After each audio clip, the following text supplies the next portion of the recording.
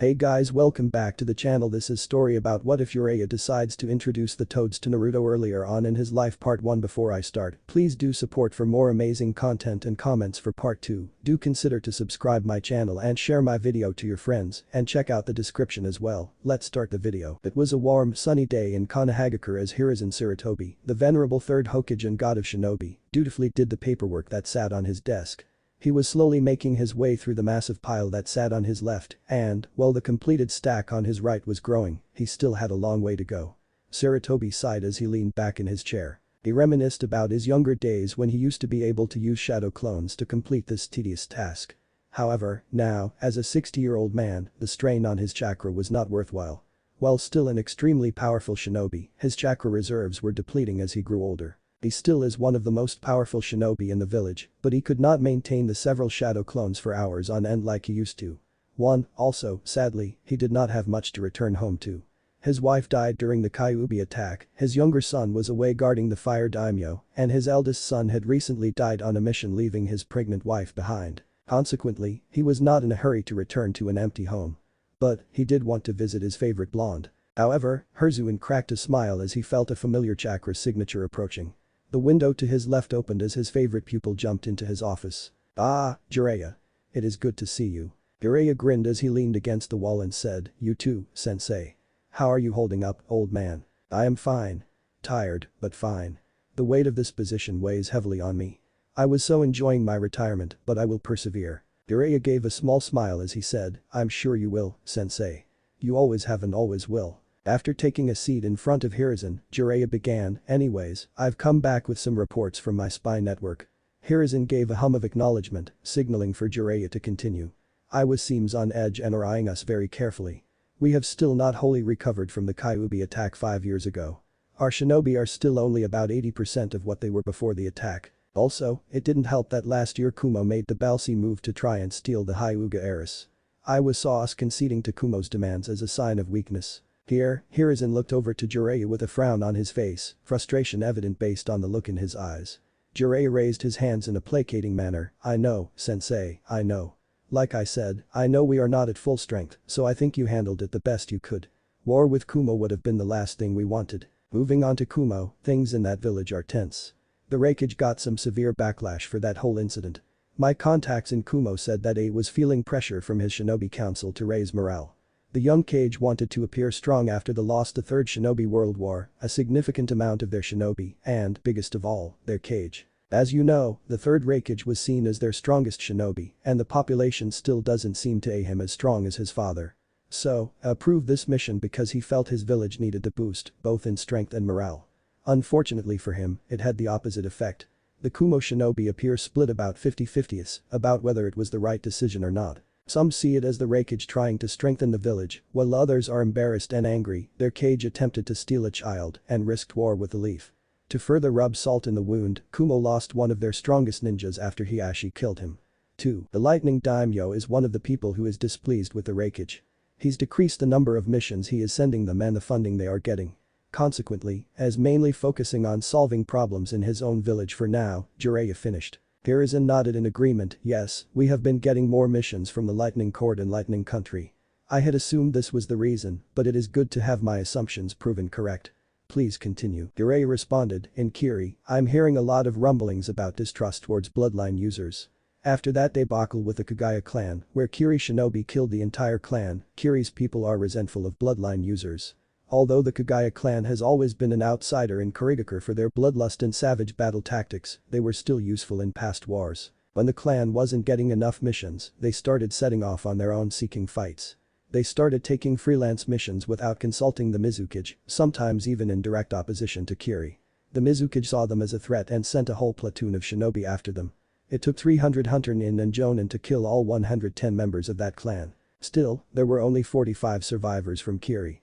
3. Kurigakure became both angry at the loss of his shinobi and fearful of the power of bloodline users. Nothing has come of it yet, but I expect something to happen soon. We both know Yugura is a bloody Mizukage. Finally, not much news out of Suna. The only interesting bit I was able to gather was that the Yondaime Kazekage appears to be sending assassins after his youngest kid, Gaara. He's the Jinchuriki of the Ichibi, so I guess this could be training. To be honest, I really don't know why he is doing this. The kid has survived every assassination attempt though, so he may be a kid to watch out for in the future. Hiruzen hummed in acknowledgement. They both sat in silence while the Hokage processed what he had heard. It certainly was troubling to have Iwa monitoring them so closely. He would have to send some Anbu patrols to the border to keep up the appearance of strength. Sarutobi was also nervous about the situation in Kiri. The Mizukage certainly did not have a good reputation. He was known for his brutality in battle and his vicious graduation exam in Kiri. The Hokage had a bad feeling that things in Kiri were going to get much worse soon.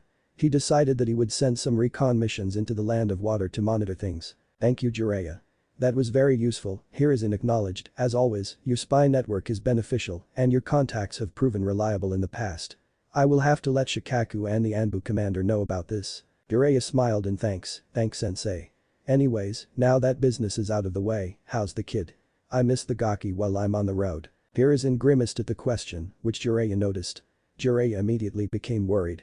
What's happened to him? Sighing, Hiruzen replied, nothing has happened to him. It's just he's lonely. He asked me to move out of the orphanage after he said the caretaker kept ignoring him.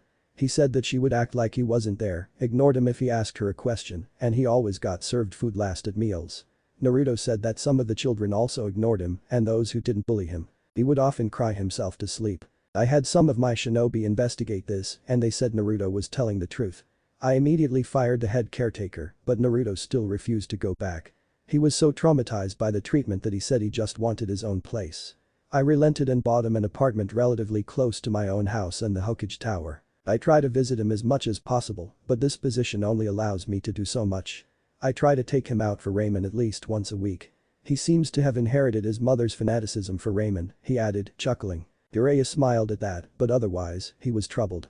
However, he could tell that Hiruzen was not done, so he let him continue. Anyways, I try and stop by as much as I can, even if only say hi and check on him. I wish I could spend more time with him, but I cannot. I have tried to introduce Kakashi to him, but I have little success. Kakashi is often out of the village on Anbu missions. When he is in the village, he volunteers to watch Naruto, as I always have an Anbu watching him. After the Hyuga incident, I increased security on Naruto. However, when Kakashi has tried to interact with Naruto, his own emotional issues arise. He sees both his sensei, whom he saw as a father, and his former teammate, whom he saw as a brother, in Naruto. He is slowly improving, but he is not a reliable companion for a child. Jiraiya frowned after what he heard, thoroughly disturbed. Can we go see Naruto now? Jiraiya asked. Hiruzen paused to think about it, looking at the pile of paperwork on his desk. Ultimately, he nodded, deciding that seeing Naruto was much more important right now, especially since Jiraiya was here. As they walked through the village, Jiraiya mentally berated himself for Naruto's current condition. No kid should be alone like that. Damn it. I should have been here to help him. I know I can't take him with me, but I still feel guilty. I'm always on the move, going in and out of hostile countries and sneaking into villages to meet contacts. I couldn't possibly take care of Naruto while doing that and I need to protect Konoha and him. But, I also know what it's like to be a lonely orphan. When my parents died, I didn't have anyone, he thought sadly. After my dad died on a mission when I was 8, all I had was my mom. Then, when she died 2 years later, after getting sick, I had no one. I acted like a fool to try and force myself to be happy. Hey, fake it till you make it. He ruefully chuckled. I didn't really find a new group of people until my team. Even then, it took a while for them to warm up to me. There has to be something I can do to help Naruto. He determinedly finished. We're here, Hiruzen remarked, startling Jiraiya. He was so lost in his thoughts that he hadn't processed that they were at Naruto's apartment. Naruto's apartment was a small quaint place. It was on the 3rd floor of the modest-looking apartment building. Outside the door, there were 2 food bowls, a large bowl with a dog paw print on it and a smaller one with a cat print. Jiraiya looked quizzically at his sensei. Naruto has pets. Hiruzen nodded. Yes, he took in a dog several weeks ago. It has helped him immensely. Admittedly, I did not know he has a cat. That is new, he admitted, knocking on the door. They were greeted by the loud barking of a dog. Coming. Yelled a young, muffled voice from inside. The door swung open and the duo was greeted by a smiling blonde face. Gigi. He cheerfully yelled. And Jirobo. Right. He questioned. Jiraiya's shoulders slumped while he sweat-dropped as the Hokage laughed next to him. Jiraiya looked down at Naruto as he took in his godson's appearance. Naruto was dressed in a white shirt with a red spiral on the front, a pair of light blue shorts, and a pair of blue sandals. After a moment when he saw the innocent, confused look on his face, Jiraiya stopped frowning and smiled. It's Jiraiya, kid. I know it's been a year, but you should remember my name. Naruto scratched the back of his head while he laughed sheepishly. Sorry Jiraiya. I'm not great with names. He then immediately brightened up and exclaimed, wait. That means you've never met Haruki. Haruki. Come here girl. Another bark answered Naruto as a beautiful gold Shiba Inu happily walked over. I found her 4 weeks ago. She was just walking around the neighborhood. I gave her a cookie I had and she followed me home. Since then, she's been staying with me, Naruto explained while scratching her behind the ears. Jiraiya smiled at the sight, glad that Naruto had someone to be with. However, that didn't explain why there were 2 food bowls outside. That's great kid, but why do you have 2 bowls outside? Well, one is for Haruki if she leaves the house while I'm gone and gets hungry. I like to let her walk around while I'm out. She loves her freedom. The other one is for this stray cat that sometimes comes by. I call her Tabi. She comes by every now and then to lie around the house, but she never stays for too long. I see her every couple of days. I like her a lot, but she likes to wander more, Naruto clarified. Ah. That's very nice of you, Naruto, Hiruzen said. May we come in? Oh. Of course. Naruto answered. Jiraiya and Hiruzen both walked in, Jiraiya observing the place for the first time. Not bad he thought. Kinda messy, but what do you expect? It's a 5-year-old kid alone with a dog. There were a few clothes strewn about, gnawed on furniture, and some dirty plates left on the table. Do you want anything to eat? Naruto called as he walked into the kitchen. I have some cookies, cereal, some candy, and instant ramen. Do you have anything else? Hiruzen requested. Nope. Hiruzen facepalmed. I really should not let a 5-year-old shop for himself. I'm okay, Naruto. Thank you, though, but next time you go shopping, I'm coming with you. Naruto sat down at the small dining table with them. He only had 2 chairs, one for him and one for his Jiji, so Jiraiya settled for leaning against the wall. What have you been up to, Naruto? It's been a while, Jiraiya asked. Not much. I go to the forest a lot to play with Haruki. It's really nice out there.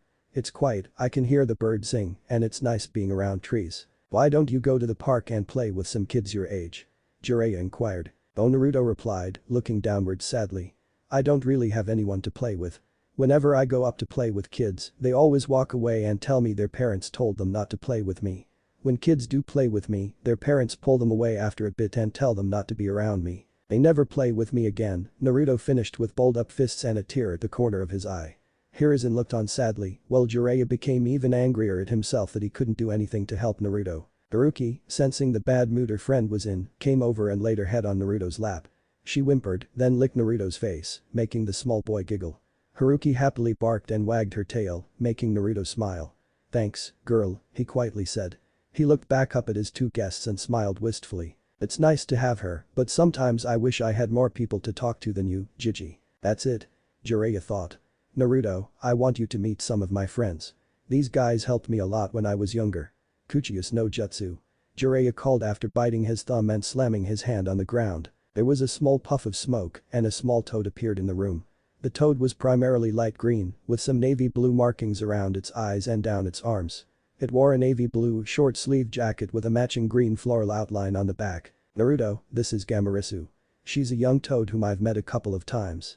Gamarisu, this is Naruto, a good friend of mine. Hi Naruto, replied a childish voice, which startled Naruto. I've never met a talking toad before. Cool. Naruto thought excitedly. Why don't you 2 get to know each other for a bit while the Hokage and I have a quick chat, Jiraiya encouraged while gesturing for Hiruzen to follow him. Hiruzen looked at Jiraiya skeptically, but acquiesced walked with him. The 2 men walked to the other side of the room while Naruto and Gamarisu energetically talked. Naruto was raving about ramen and how it was the best food ever. At the same time, Gamarisu argued that fried teriyaki flies were better. Hiruzen looked expectantly at Jiraiya. Jiraiya grinned and whispered, I have an idea. Has Naruto unlocked his chakra yet? Hiruzen looked somewhat startled by the question. After a pause, he looked suspiciously at Jiraiya. No Jiraiya. He's 5.5. He won't start the academy for another 2.5 years. I know what you're thinking. You can't let him sign the Toad contract yet. He's never trained with his chakra and we don't know how much he has. It would be incredibly dangerous. Jiraiya waved him off and retorted, I know. Usually, it would be, but I have an idea. Give me a day and I think I can find a way around your concerns. Just trust me, sensei. The Hokage looked warily at Jiraiya, but he eventually relented and nodded. Okay. I'll wait and see what your idea is before I let you know what I think. But, we can talk about this after we leave. Let's go spend time with your godson. I'm getting nervous about the way Haruki is eyeing the toad. Jiraiya looked over at the trio and saw Gamarisu sitting on top of Naruto's head while Naruto smiled up at the toad. However, Haruki was starting to lick her lips as she looked at the toad hungrily. Jiraiya and Hiruzen walked back over and sat down for dinner, enjoying spending time with their favorite blonde. The next day, Naruto was lazing about on his couch, reading a comic book with Haruki napping on his lap. His Jiji and the nice man, Jiraiya, said they would be coming back again today for lunch, so he was just passing the time waiting for them. After a couple minutes, he heard a knock at the door. Haruki woke up and looked at the door while Naruto walked over to the door and opened it to see his two favorite people. Well, my two favorite people who don't own a ramen stand. He thought before inviting them in. Jiraiya was holding a stack of paper and put them down on the table. Then, he told Naruto that he and the Hokage were going to teach Naruto how to unlock his chakra. Whoa. I'm gonna be a ninja, Dadabeo. I'm gonna kick ass. I can't wait. Naruto yelled. His Jiji looked down at him fondly and explained that he would have to wait a little bit until he became a ninja. Something about school and being 8 years old. Naruto wasn't really listening, thinking about all the awesome things he was going to do, like saving a princess, shooting fireballs, and becoming Hokage. Naruto. Naruto. Naruto. Jiraiya shouted while waving his hand in front of the smiling boy's face. The boy jerked and then grinned sheepishly while rubbing the back of his head. Jiraiya then explained how Naruto was going to hold his hands in the ram seal and concentrate. He was needed to look inside his body and try and find a warm feeling. It kind of confused Naruto, but he trusted Jiraiya and did what he said. He held the ram seal and concentrated. After a couple minutes of feeling nothing, Naruto felt a warm sensation near his belly and tried to grab that feeling. It took a little bit, but he eventually did and felt that warmth rapidly spread through his body. Meanwhile, Jiraiya and Hiruzen patiently looked on as Naruto concentrated. Suddenly, they saw Naruto's face scrunch up in concentration as they felt him gather the energy inside him. Blue chakra exploded from his body, coursing around him, startling Haruki. Jiraiya looked at Hiruzen, thoroughly impressed. He's got as much chakra as a standard Chunin, and he's only 5. See? I told you this would work. Flashback to 1 hour earlier, Hiruzen sat in his office, doing his paperwork while he waited for Jiraiya to arrive. He wondered what Jiraiya's plan was for Naruto. He was nervous because he cared a lot for the boy. Still, he knew Jiraiya wouldn't do anything to endanger Naruto, so he trusted him. After a little, Jiraiya appeared in Hiruzen's office, smiling broadly, holding a stack of paper. Alright, Jiraiya, what's this plan you've got? Jiraiya proudly held up one of the pieces of paper that sat on top of the stack. This is my plan. He handed the piece of paper over to his sensei and waited while he examined it. Hiruzen took in the design on the paper. It was a small seal that resembled the sealing array that would appear after using the Uchiha no Jutsu. In the middle of the array was the kanji for toad. He looked up expectantly at Jiraiya. Well, what is it? I can see it's a summoning seal, but what exactly does it do? Jiraiya nodded and explained, you're right. It is a summoning seal. However, what makes it unique is that it's already loaded with chakra. So, here's my plan. I'm going to have Naruto sign the toad contract later today, so he'll be able to summon toads. Then, I'll have him channel his chakra through this piece of paper, he said while holding up a different piece of paper. This seal will key the rest of these summoning seals to Naruto's chakra, so only he can use them. I've already filled them with my chakra and the rest of the seals and molded it for the summoning jutsu. I've structured it so that all Naruto has to do to activate it is channel a bit of his chakra to trigger the seal. Half of these seals will summon Gamarisu, the toad from yesterday. The other half will summon another small toad that I'll introduce to you later. I figured that the kid likes animals a lot, so he would befriend toads that can talk. Don't worry, the amount of chakra he will need will be minimal, less than a bunshin. Jiraiya finished, looking at his sensei to see what his reaction would be. Hiruzen thought about what Jiraiya's plan. After a moment, he said, honestly, it is a good plan. It seems like the chakra cost will be minimal, so it should not endanger Naruto. This will also give him some companionship when I am not around. Very well. Let's do it. Jiraiya beamed in response. Present, Naruto stopped channeling his chakra and eagerly looked at his two guests, waiting to see what they wanted him to do next. Jiraiya then summoned a large scroll and looked at Naruto. Alright, kid, I need you to bite your thumb a little, like this, Jiraiya demonstrated. Then, sign your name here, he pointed at the blank space near the top of the scroll. Naruto noticed that there were only two people's signatures on the scroll, Jiraiya and someone named Minato Namikaze. Who's Minato Namikaze? Naruto asked. He was the Yondaime Hokage, Naruto. I thought you would have known that seeing as he is your idol, Hiruzen explained. Also, he was my student, Jiraiya proudly boasted. Wow. That must mean you're, like, super strong Jiraiya. You've got to teach me how to be an awesome ninja like the Yondaime. Jiraiya puffed out his chest and smiled down at Naruto and ruffled his hair. Maybe another time, Naruto. For now, just focus on signing the scroll. "I've got something I want to show you," Jiraiya replied. After Naruto signed his name on the empty space, Jiraiya instructed him to channel a little bit of his chakra into the seal that enabled him to use the other summoning seals. Jiraiya then gave Naruto 2 different seals and explained, "Now, kid, I need you to do that same thing into these 2 pieces of paper. Here, try this one first." Naruto did as instructed and put a little bit of his chakra into the seal. There was a puff of smoke and his newest friend sat in front of him. "Gamarisu!" Naruto exclaimed. He then snapped his head up to Jiraiya. "Wait. Did I do that?" he excitedly asked. Jiraiya proudly nodded, "Yes, you did. Now do the same to this one," he said as he handed the other seal to Naruto. Naruto repeated the process and was greeted with a puff of smoke and a magenta toad. The toad had small horn-like protrusions on his head, black markings coming down from his eyes, and wore a black kimono with a white sash. "Naruto, this is Gamaken. Gamaken, this is Naruto. Naruto, Gamaken was born one day after you, on October 11th, so you guys are practically twins," Jiraiya introduced with a smile.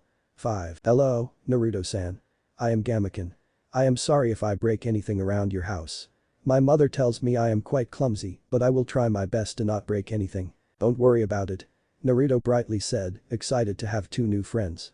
"Here, let me show you 2 around my apartment. First, this is Haruki. She's my best friend." Haruki then happily barked a greeting at the 2 toads. Gamarisu happily hopped on top of Haruki's head while Gamaken gave a little wave. Haruki then started to walk away with Gamarisu on his head and Gamaken following him. Naruto turned to both Jiraiya and his Jiji with a smile splitting his face. "Thank you so much, Jiraiya. This is amazing, Dadabeo," he yelled before running off to catch up with Haruki and 2 new toad friends. Jiraiya and Hiruzen looked unhappy that they could help Naruto. Neither were aware that they had just set in motion the path of a boy would come to be a legend in the ninja world. 6 months after the end of chapter 1. As the hot noodles touched his lips, the heavenly aroma of miso ramen wafted into his nose and he took in the familiar ambience of Ichiraku's ramen. Naruto thought he couldn't be happier. The past 6 months had been the best months of his young life, although that wasn't saying much. He finally had companionship and someone to talk to every day. When he was younger, he would sit alone in the orphanage, just waiting for his Jiji to see him. Now, he had his awesome dog Haruki, his moody but peaceful cat Tabi, and his awesome toad friends. Every day, Naruto would summon either Gamarisu or Gamaken. He only summoned one at a time, so he could save the summoning seals Jiraiya made. His Jiji said he didn't need to worry about conserving them because his Jiji could always ask Jiraiya to make more. Naruto didn't really understand how, since Jiraiya wasn't in the village. How could he send some more to the Hokage without being here? Naruto asked the Hokage, and he tried to explain it to Naruto.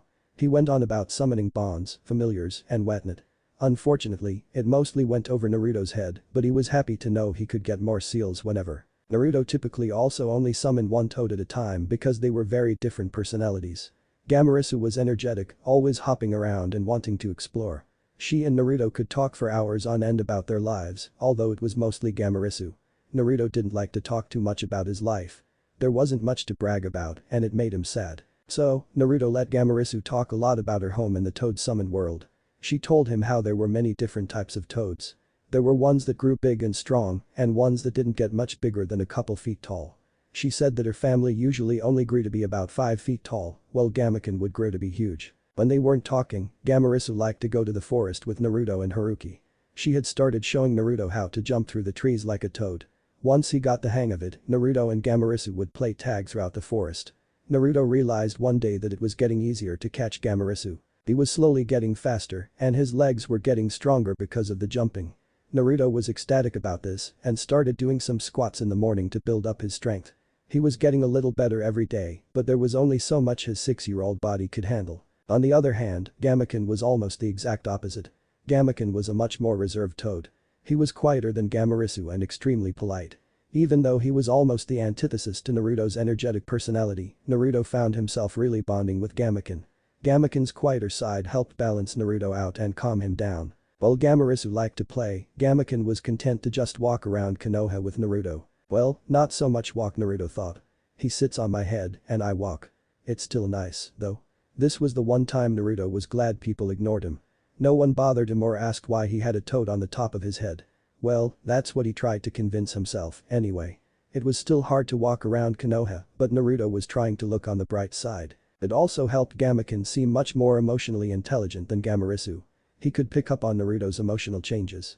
Whenever Naruto started to get down or Gamaken would see people glaring at Naruto, Gamaken would make a kind comment to cheer him up. Or he would do something clumsy or ungraceful to make Naruto laugh. Even though Naruto suspected Gamaken did this on purpose, he still appreciated it. He knew it was Gamaken's unique way of being kind. It was why he was his best friend. Other than Haruki, Naruto amended in his head. She will always be my first real friend who was there for me when I was alone, he thought fondly. When they were not walking around the city, Gamaken accompanied Naruto and Haruki to the forest. Unlike Gamarisu, Gamaken preferred to sit in the sun and look at the forest. This forced Naruto to slow himself down and take in the environment. It was during these times that Naruto started to gain an even greater appreciation for nature. Before, he was usually moving too fast to fully take in the little details that made the forest beautiful. He started to notice the caterpillars crawling on the tree, the squirrels foraging for nuts, the mama bird caring for her young, and the way the leaves fluttered in the wind. Naruto often found himself sitting in the forest clearing, taking in the beauty of nature with Gamaken on his right and Haruki napping on his left. Hey! Wake up, Naruto. Naruto heard before he felt a stinging sensation on his forehead. He looked up and saw Am with her arm extended after she threw the chopstick that whacked Naruto. Naruto petulantly rubbed his head with a frown. What the hell was that for Am Nichin? You've been staring off into space for the past 5 minutes and your ramen is getting cold. Don't waste my hard work. She chastised. Naruto gasped and looked down at his food. How could I disrespect the ramen like this? I am so sorry, Ramen-san. He bowed before going back to devouring his ramen. Am looked on with a small smirk on her face, happy that her little brother was improving. Ever since he had introduced her to those two toads he called his friends, he'd been happier than ever. She was delighted that she could provide him a safe haven, but Am was always frustrated she couldn't do more. It felt good to know her little brother had friends. Slurp, thanks Am Nichin and Tucci-san. That was great, as always. How much do I owe you today? Naruto questioned. Gucci appeared from the back of the kitchen, drying his hands on his apron, and smiled at the young blonde. It's on the house today, Naruto-kun. Happy birthday, my favorite customer. Naruto brightly smiled and rubbed the back of his head. Honestly, he didn't think anyone knew or cared that it was his birthday. It felt nice to know that two people cared enough to remember. Thanks, Tucci-san and Am Nichin. You guys are the best. I'll see you guys later. Naruto called before walking out of the ramen stand. He turned towards his apartment and started jogging to return home. After a couple of minutes, he arrived and opened the door. Naruto was greeted by the sight of his Jiji sitting on his couch with Tobi sleeping on his lap. Hiruzen smiled warmly at Naruto. Happy birthday, Naruto-kun, he said as he gently placed the cat down on the couch. Tobi woke up when her nap was disturbed and got up and stretched. Tobi was a white cat with a black diamond on her forehead and black ringlets going down her tail. After stretching, she saw Naruto standing in the doorway and sauntered over to him. She walked in between Naruto's legs and rubbed her head against the side of his leg. Naruto reached down and scratched her behind the ears, eliciting a purr from the feline. This also alerted Haruki to Naruto's presence. The dog came bounding into the room to receive affection from her owner. After petting his dog, Naruto greeted his Jiji with a smile.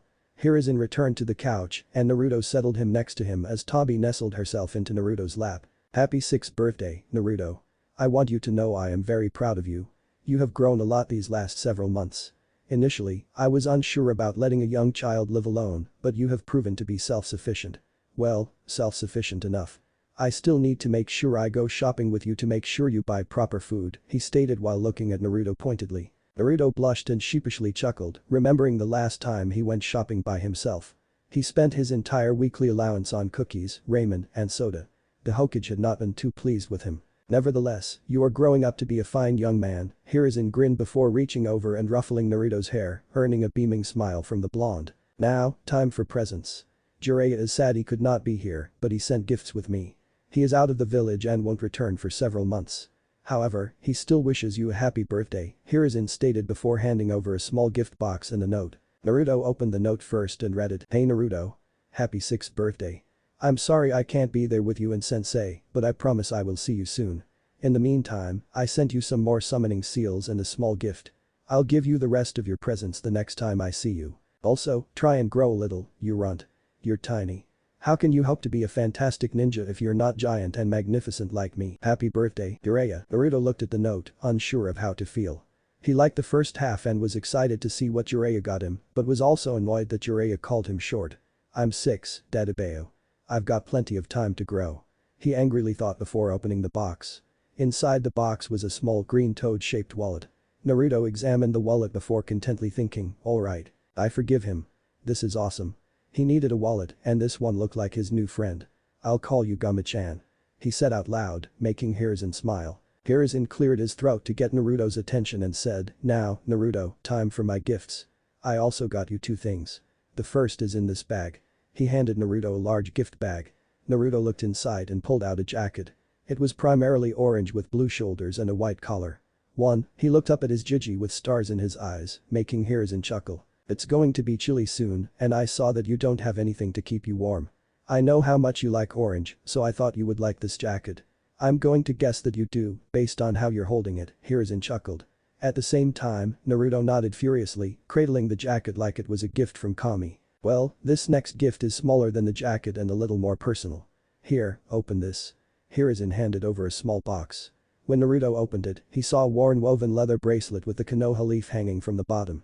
He could tell the metal leaf used to be shiny, but it had lost a lot of its luster and looked scratched. He looked up at his Jiji with a questioning look on his face, but he didn't seem to notice. Hiruzen looked affectionately at the bracelet and explained, "This used to be my bracelet as a child. I got it when I was your age from my father and I have worn it since then. However, I now believe is the right time to pass it on to the next generation and who better than my precious grandson," he finished while looking affectionately at Naruto. Naruto started to tear up as he looked at the bracelet. It was beautiful. The leather was dark brown and, even though it was worn, it still looked magnificent. Naruto quickly put it on and tightened it to fit his smaller wrist. After a couple seconds of fighting the tears, he launched himself at his Jiji and hugged him while he cried. "Thank you. Thank you so much." Hiruzen smiled as he held him and soothingly rubbed Naruto's back until Naruto calmed down. He knew Naruto had never had a family, nor had he received many gifts before this. He knew that this gift would mean a significant amount to Naruto, so he expected this reaction. Even though his Hokage robes were being stained with tears, he was happy knowing that his adopted grandson was. Naruto sniffed and backed away, beaming at Hiruzen. Naruto then started, realizing that he had forgotten something he wanted to do. He ran over to the drawer that he kept his seals in and retrieved one that summoned Gamaken. He then ran back into his room and grabbed a little box, then returned to Hiruzen. Naruto put the box on the table and summoned Gamaken. There was a puff of smoke and Gamaken appeared. He looked around and took in his surroundings. He noticed the Hokage Haruki, Tabi, and his smiling best friend. He didn't know why Naruto was so happy, but Gamaken couldn't help but lightly smile. Naruto's smile was infectious. "Hello, Hiruzen-san, Haruki-san, and Tabi-san, and Naruto-san," Gamaken politely greeted, nodding at everyone. Hiruzen nodded back, used to the toad's formality. Naruto had tried numerous times to break him of it, but he had failed each time. "Happy early birthday, Gamaken," Naruto yelled as he shoved a small box in the little toad's face. Gamaken blinked, then took the gift. He opened the box, and inside was a handmade, meticulously carved sasamata. Gamaken wondrously examined the weapon as he gingerly picked it up. It was the perfect size for him. It had a long staff split into two prongs in the shape of a U at the top. He looked up with wide eyes at Naruto's grinning face. "I remembered that you said that your dad used one of these and that you couldn't wait to grow big enough to have one of your own. So, I carved this one from a branch from our favorite tree in the forest. I hope you like it." If it were possible for a magenta toad to blush, Gamaken would be bright red. Instead, he slightly bowed his head and quietly thanked Naruto. "Thank you, Naruto-san. It's perfect." Hiruzen looked on fondly as he watched the two friends interact, happy that his grandson had such a good friend. 1 week later, 1 week after his birthday, Naruto and Haruki walked around the outskirts of Konoha, enjoying the weather.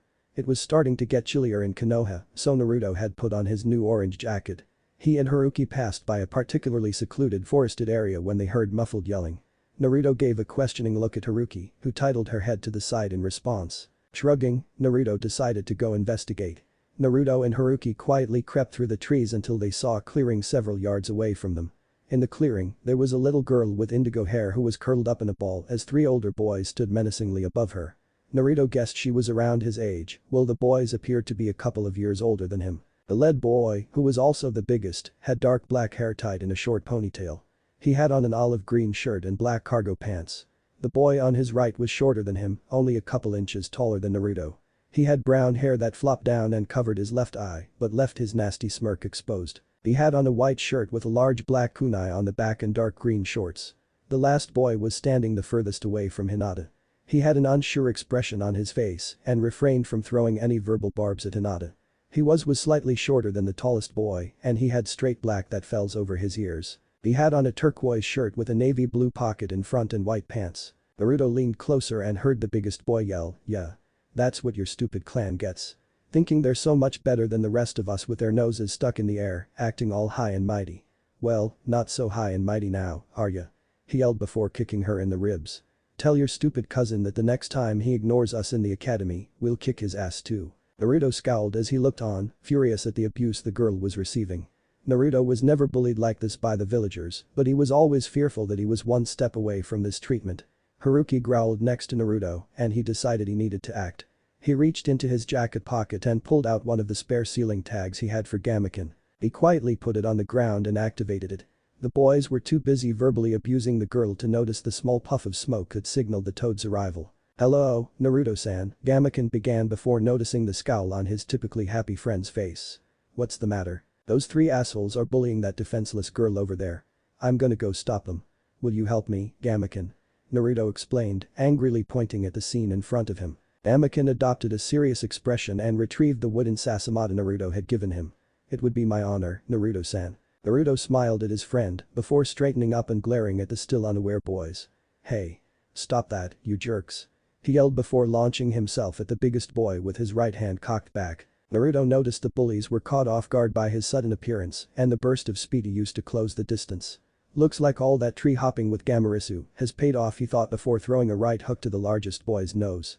The punch connected, resulting in an explosion of blood as Naruto broke the unsuspecting boy's nose. He fell backward in shock, allowing Naruto to jump on top of him and start raining punches down on his bloody face. The shortest boy quickly recovered and reached down to yank Naruto off his friend. However, before he could reach him, he was assaulted by a wooden weapon. He recoiled back from the smack to the face and noticed that he was being attacked by a small purple toad. He looked on bewildered before snarling and going to kick the annoying toad. When he reared back for the kick, the toad jumped up and struck him over his left eye. This caused a small cut to open up, causing blood to drip over his eye, hindering his vision. Anakin jumped behind the boy and delivered a vicious double kick to the back of the boy's right knee, causing him to buckle. Gamaken then leapt into the air and powerfully swung his sasamata at the back of the boy's head. A loud thwack sounded in the clearing before the boy crumpled to the ground unconscious. The last boy was the most startled by the attack and took the longest to recover. He hesitantly stepped forward, unsure of who to help first. He then heard a loud growl behind him and whipped around to see Haruki growling with her teeth bared. He fearfully put his hands up and backed away, content to let his, now, former friends get beaten up. He slowly backed up until his back hit a tree. Then he wisely turned around and sprinted out of the forest. While this was going on, Naruto was throwing punches at the leader's face. Unfortunately, he had recovered admirably from the initial assault. He put both arms in front of his face to block the blows. He then used his superior strength to shove Naruto off of him, allowing him to stand up. His green shirt was stained with blood as it still leaked from his broken nose. The injured boy glared at Naruto and rushed him.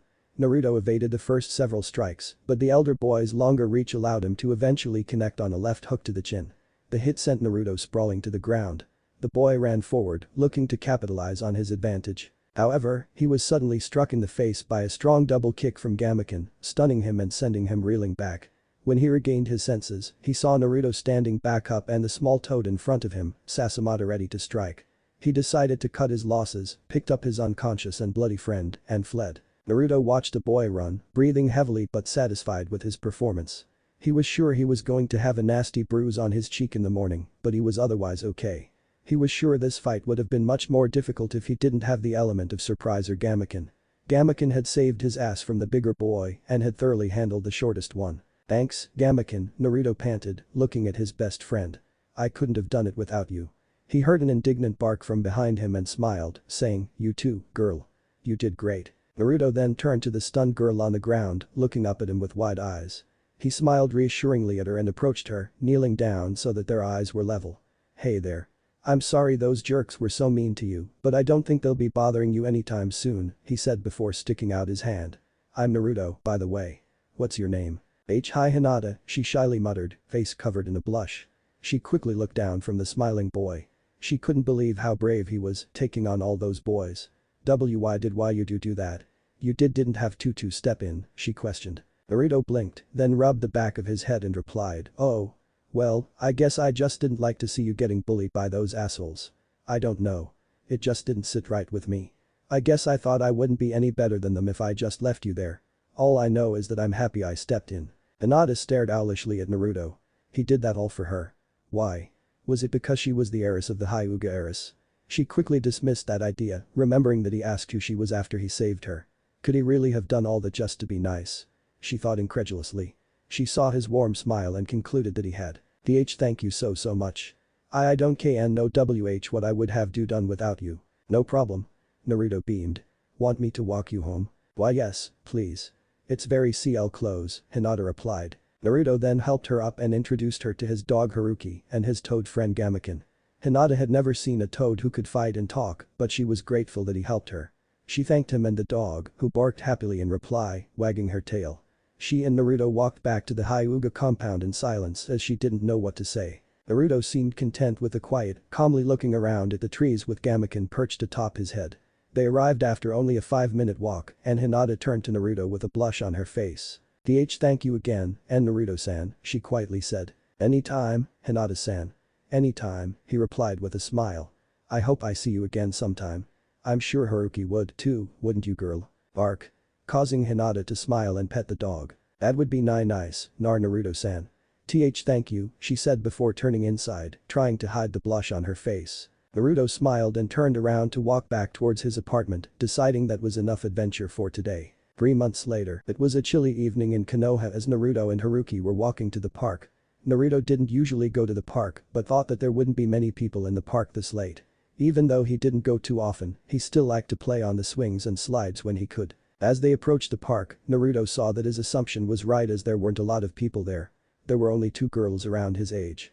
There was one with blonde hair tied in a long ponytail.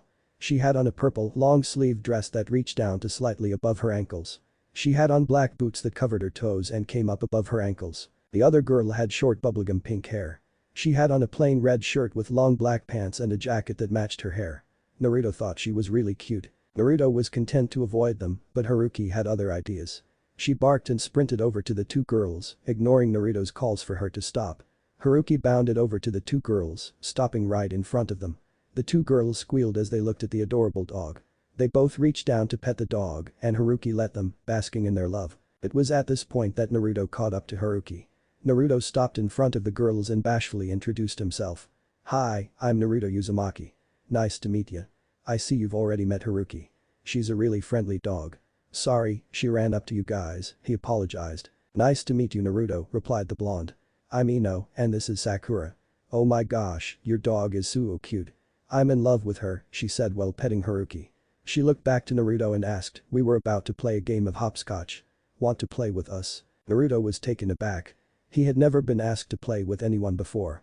He had always been the one to ask and then been turned down. Why yeah. That'd be great. He stammered before giving a bright smile. Regrettably, right after Naruto said this, Sakura quickly pulled Ino aside. She turned to Ino and harshly whispered, what are you doing? We can't play with him. Ino gave her a confused look and whispered back, why? My mom said that he's a bad kid and that I should stay away from him. My mom didn't explain why he was bad, but my mom has never lied to me before, Sakura explained. Naruto frowned and looked downward. He could hear every word Sakura said. He didn't know why, but ever since he could remember, he always had better senses than everyone else. He could see better, hear better, and smell better than all the kids in the orphanage. Naruto didn't really care why he could do it, he was just happy that there was something he was good at. Naruto turned to leave and was about to call Haruki to follow him when he heard Ino's reply. What? That's stupid. No, let's play with him. My daddy said that Naruto gets a bad rep from other people. He wouldn't explain why when I asked him, but he said, you shouldn't listen to what other people said. You should see for yourself what he was like and he seems nice. Also, he's got a super cute dog. Ino said, repeating her father's quote. Naruto was stunned after hearing Ino's retort. It was the first time anyone had ever stuck up for him. He turned around and saw Sakura hesitate before eventually nodding. When they looked at him, Naruto couldn't help but give a big smile. Ino smiled back and gestured for him to come and play. After an hour of playing, the sun was starting to set, signaling the end of their time at the park. Naruto was thrilled. He'd never had this much fun playing with kids his age. However, his excellent mood suddenly soured when a tall pink-haired lady sped over and dragged Sakura away by the arm. What are you doing? I told you to stay away from him. The woman reprimanded before shooting Naruto a glare. Sakura tried to protest, but she was cut off by her mother. Enough, Sakura. We are leaving. And I don't want to see you playing with that boy ever again. Naruto scowled as they walked away. Sakura shot him an apologetic look over her shoulder but kept walking. Naruto looked at the ground and angrily kicked a rock lying by his feet. Why does this always happen? I've never done anything. He glared at the ground with his fists balled at his sides until he felt a hand on his left shoulder. He jerked at the sudden contact and whipped his head around. He saw Ino giving him a comforting smile. I'm sorry about Sakura's mom being a meanie, Naruto. She's a butthead. Don't listen to her. You're really nice. Naruto smiled sadly at her, happy that she was trying to comfort him but could not shake off the sting of Sakura's mom's words. Anyway, I'm sorry I have to leave after that happened, but my daddy made me promise him I would be home in time for dinner. I really don't want to make him mad, but I would love to play with you again sometime. She encouraged with a bright smile. Naruto was taken aback by the question, but quickly gathered himself and beamed at Ino and said, I'd love to. Great. See you soon, Naruto-kun. Ino called as she was skipping away, waving over her shoulder. Naruto watched her leave with a big smile on his face before turning to a happy Haruki. Come on, girl. Let's go home. 2 months later, Naruto was sound asleep in his room with Tobi nestled on his stomach and Haruki sleeping at the foot of his bed. He was unaware of the window in his room being cracked open before a small object was thrown through the room. It exploded against the wall, causing Naruto to jerk awake. Unfortunately, this sent Tobi flying through the air, crying at her impromptu wake up. The smoke began to clear and Naruto heard a loud voice announce, Behold, young one. You are in the presence of a god amongst men.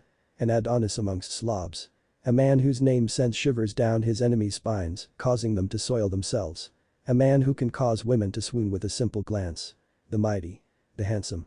The gallant Jiraiya. Naruto stared, dumbfounded as the smoke cleared. He saw Jiraiya in a ridiculous pose in the middle of his bedroom, hands outstretched, feet wide, and tongue out. There was a long pause before a loud hiss filled the room and Tobi launched herself at Jiraiya. Hhhhhh. What the hell? Get off, you stupid cat. He yelled before throwing the cat across the room.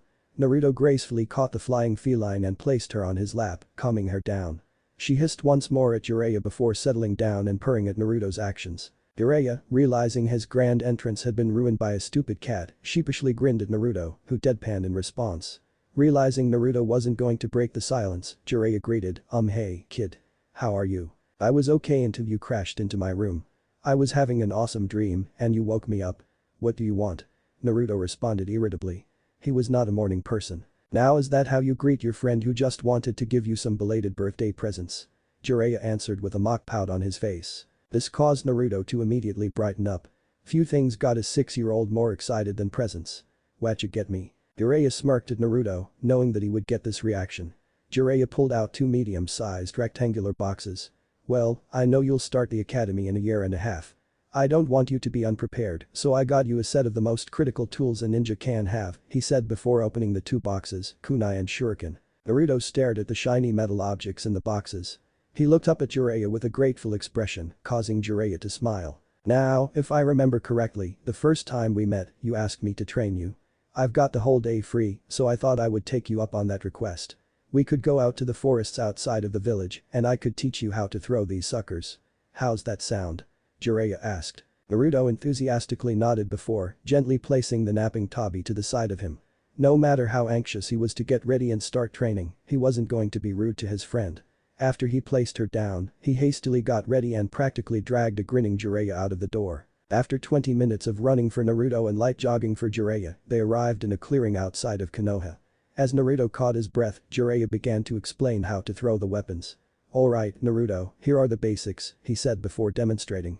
3. Naruto intently looked on, taking note of every movement Jiraiya made. After Jiraiya described the grip, throwing motion, and follow-through for both weapons, he handed Naruto a shuriken.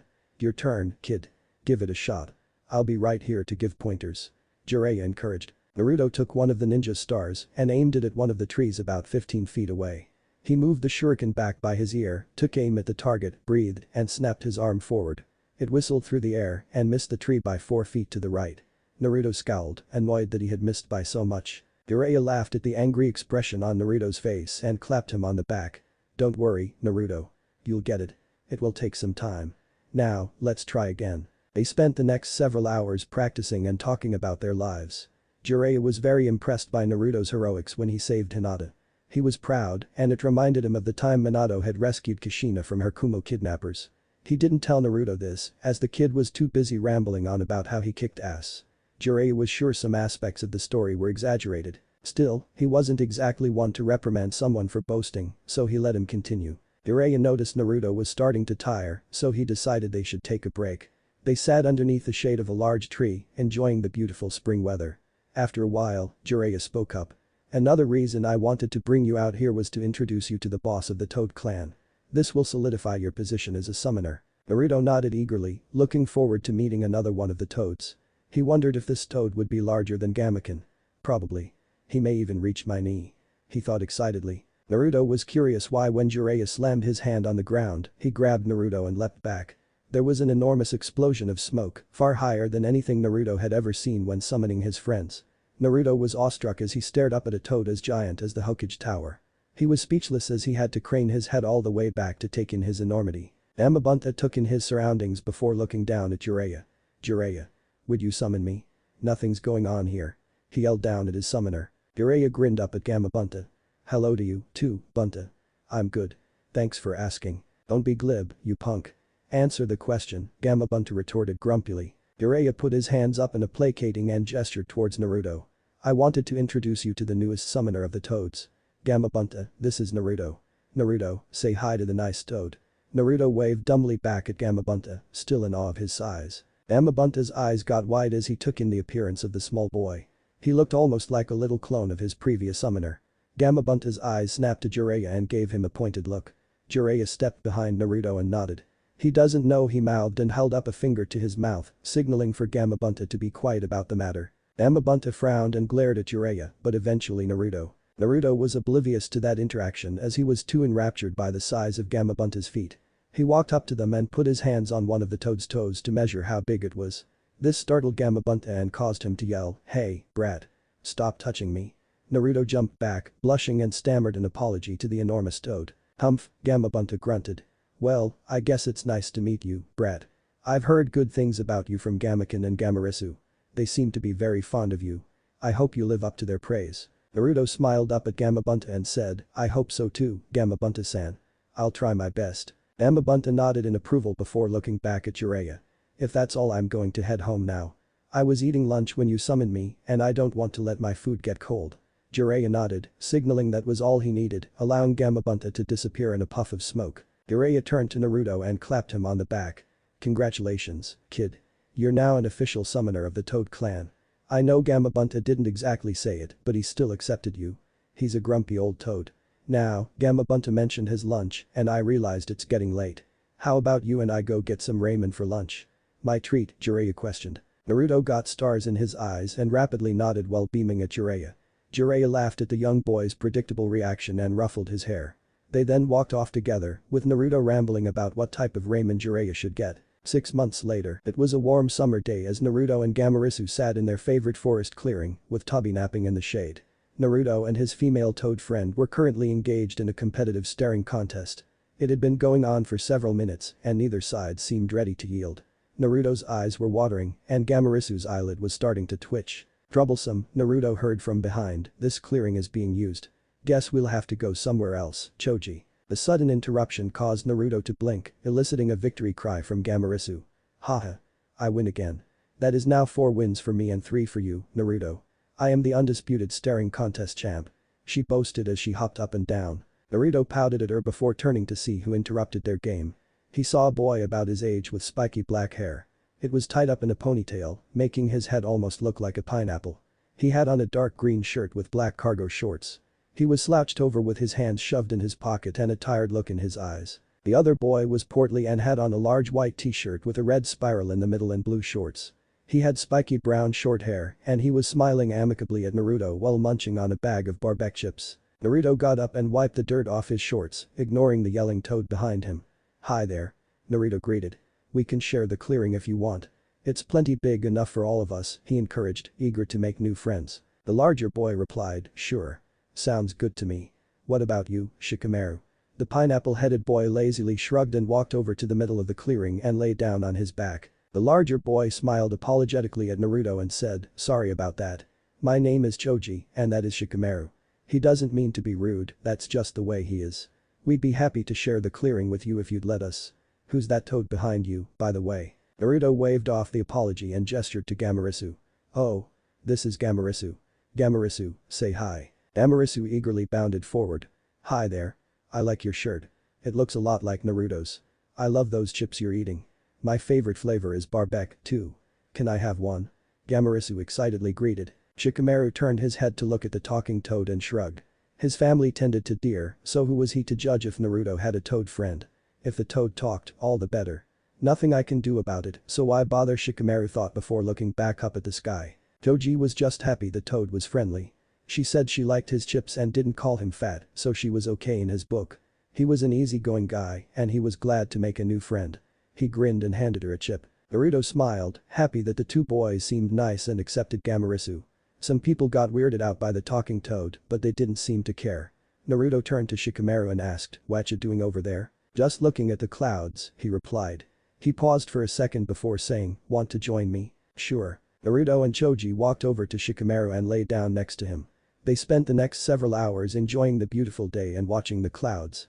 They made a small game of it and tried to see who could see the most creative shapes in the clouds. Eventually, Shikamaru, Choji, and Gamarisu all dozed off, leaving Naruto as the only one awake. He turned his head to look at his two new friends, and he sighed contentedly before closing his eyes and drifted off to sleep. 1 year later, Naruto stood outside the academy with his backpack on, anxious about his first day. He was early, so he still had time before he went in. As he saw parents dropping off their children, he reflected on the past year. He had slowly increased his friend group from just his Jiji, Jiraiya, Gamarisu, and Gamaken to include Hinata, Ino, Shikamaru, and Choji. He saw Hinata every now and then, but not as often as he would like. She was rather shy, and it was hard to find her. She told him that after the incident with the bullies, her father kept a closer eye on her. He didn't like her going out of the compound too often, so she had to stay inside a lot. While Naruto was a little upset about it, he understood. It just meant that he had to enjoy every minute when he got to hang out with Hinata. He still hadn't been invited inside the compound, but he didn't mind. Naruto did find it kind of weird, though, that whenever he and Hinata went to the park, she always had a bodyguard. They would silently stand to the side, keeping a watchful eye over the two kids. They were kind enough to Naruto. They didn't really talk to him, but they were polite when he would try and talk to them. Ino, on the other hand, he saw much more often. He would see her a lot at the park, and they played together regularly.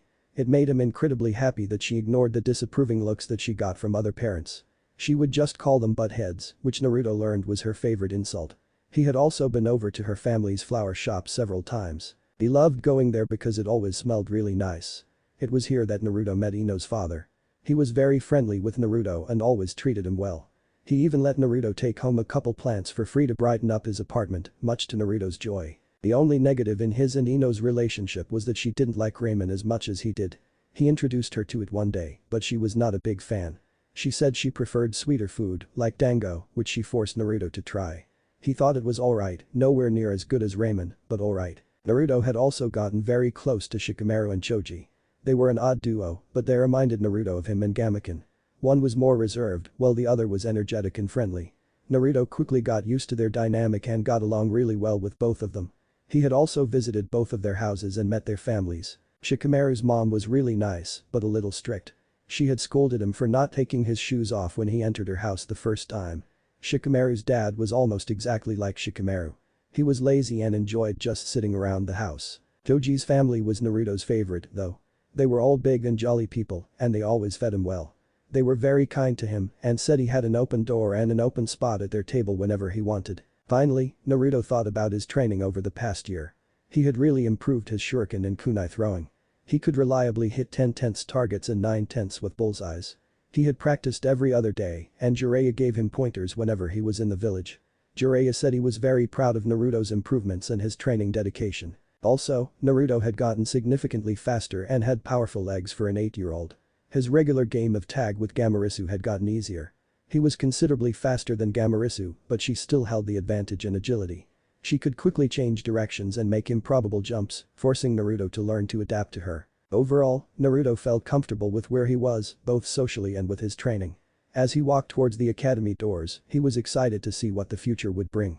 He pushed open the doors, and he took the first steps towards becoming a ninja. 1. Naruto's jacket from part 1. 2. It's a small wooden version of Gamaken's weapon from canon. 3. I'm not even going to try and explain how to throw a kunai or shuriken. I just know I would get it wrong. Naruto opened the doors to his designated classroom in the academy and walked in, excited for his first day. Even though Naruto was early, he saw that he was not the first to arrive, so he scanned the room to see if he saw any familiar faces. In the front row, he saw Ino sitting next to Sakura, which sent mixed emotions through Naruto. Ino was one of his best friends. She was the first to disregard what others said and go out on a limb to befriend him. She risked losing some of her friends to be friends with Naruto. She helped him when he was lonely and was the first to introduce him to her family, proudly calling him a friend. For that, Naruto was grateful. However, she was still friends with Sakura. He knew there was tension there, but when he asked Ino about it, she avoided answering the question. He didn't want to push the issue because he didn't want to upset his friend. She did try to defend Sakura to Naruto, though. She claimed Sakura felt terrible about their first interaction and she was embarrassed about how her mother pulled her away. Nevertheless, her mother was adamant that Sakura did not see Naruto and Sakura did not want to disobey her mother directly. So, when he walked into the classroom, Naruto waved in Ino's direction, ignoring Sakura. Ino brightened up when she saw him and excitedly waved back. Next to her, Sakura quickly averted her gaze, staring down at the table. Naruto smiled back at Ino and pretended to not notice Sakura's reaction. He was determined not to let anything get him down today. He continued to look around the room and saw Hinata sitting by herself near the back of the room. He smiled, happy that another of his friends was in his class. Naruto decided that he would rather sit next to Hinata than near Sakura, so he made his way up the stairs towards her. "Hi, Hinata-chan. Isn't this awesome? We're in the same class. Now we can see each other every day." Naruto excitedly greeted. "Why yes, that is GGR great Naruto-kun," Hinata replied, trying to hide her blush. Naruto ignored it, accepting it as one of the eccentricities of his friend. Naruto settled in next to her and looked around the room, content to wait in silence. It was a plain room. There were 2 windows in the back of the room, which allowed natural light to filter in. There was a large chalkboard in the front of the room. It was worn down, evident that it had been extensively used over the past years. There were 6 rows of desks with stairs leading up to each row. In each row, there were 10 chairs, 5 on each side of the aisle. There was only one entrance near the front, next to the large desk that Naruto assumed was the teacher's. Meanwhile, Hinata was trying to muster up the courage to start a conversation. "Come on, Hinata. You can do it. Just tell him about your flower collection. Naruto-kun loves nature, so he'll find it interesting. He's always so kind to you. You can do it.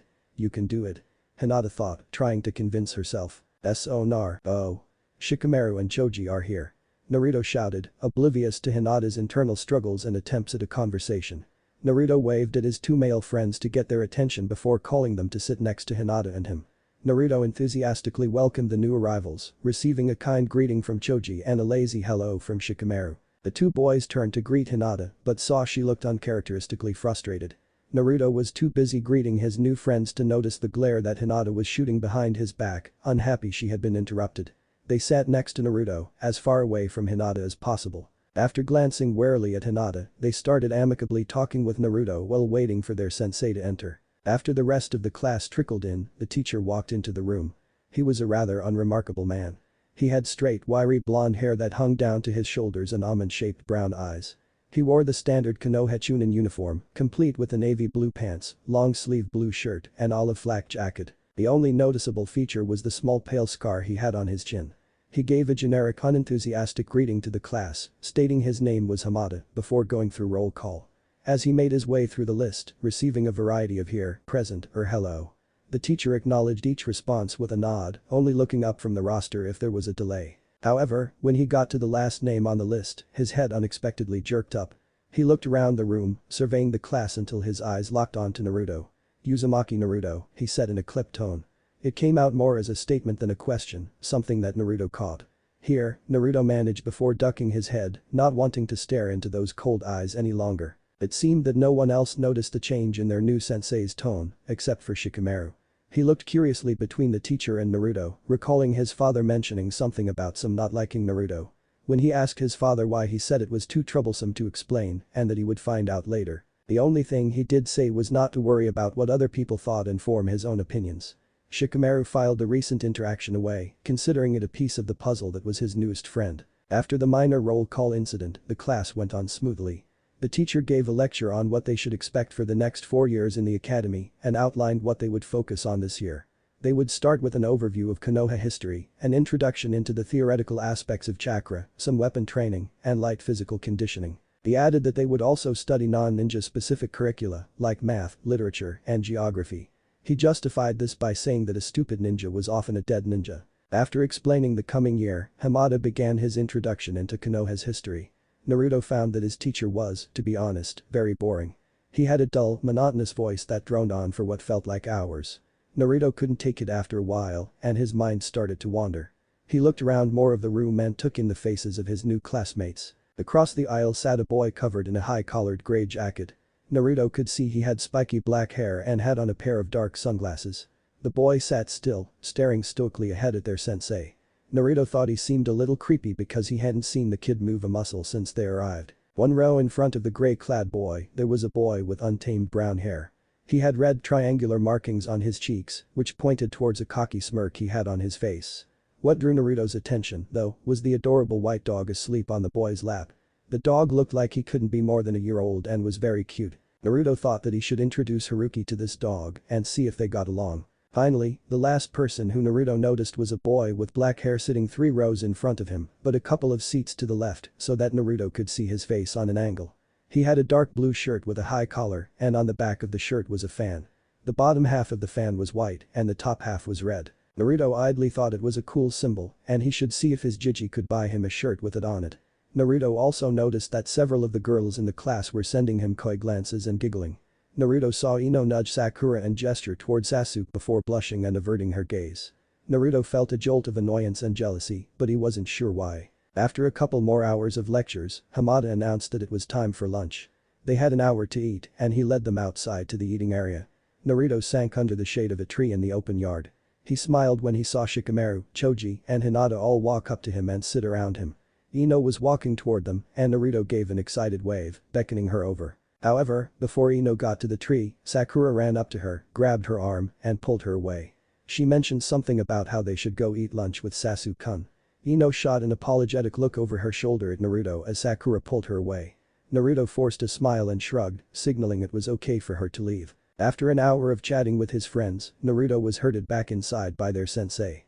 Naruto returned to his seat and turned his attention to the board, where Hamada wrote that they would be learning about the structure of the shinobi system. Naruto groaned and leaned back in his chair, already bored. Meanwhile, Jiraiya sat in the Hokage's office, patiently waiting for him to finish reading over the report he had just given him. Hirazen's face was contorted into a grimace as he read. After several minutes of reading and then rereading the paper, he put it down and looked up at Jiraiya with a frown. "This is less than ideal," he said. "Yeah. My contacts in Iowa said that Tsuchikage is planning something big, but we don't know what. It could be an attack on our border, an assassination, an invasion of one of the border countries, or something else. Yes. Not knowing is the worst part. If we knew what that old bastard was planning, we could plan accordingly.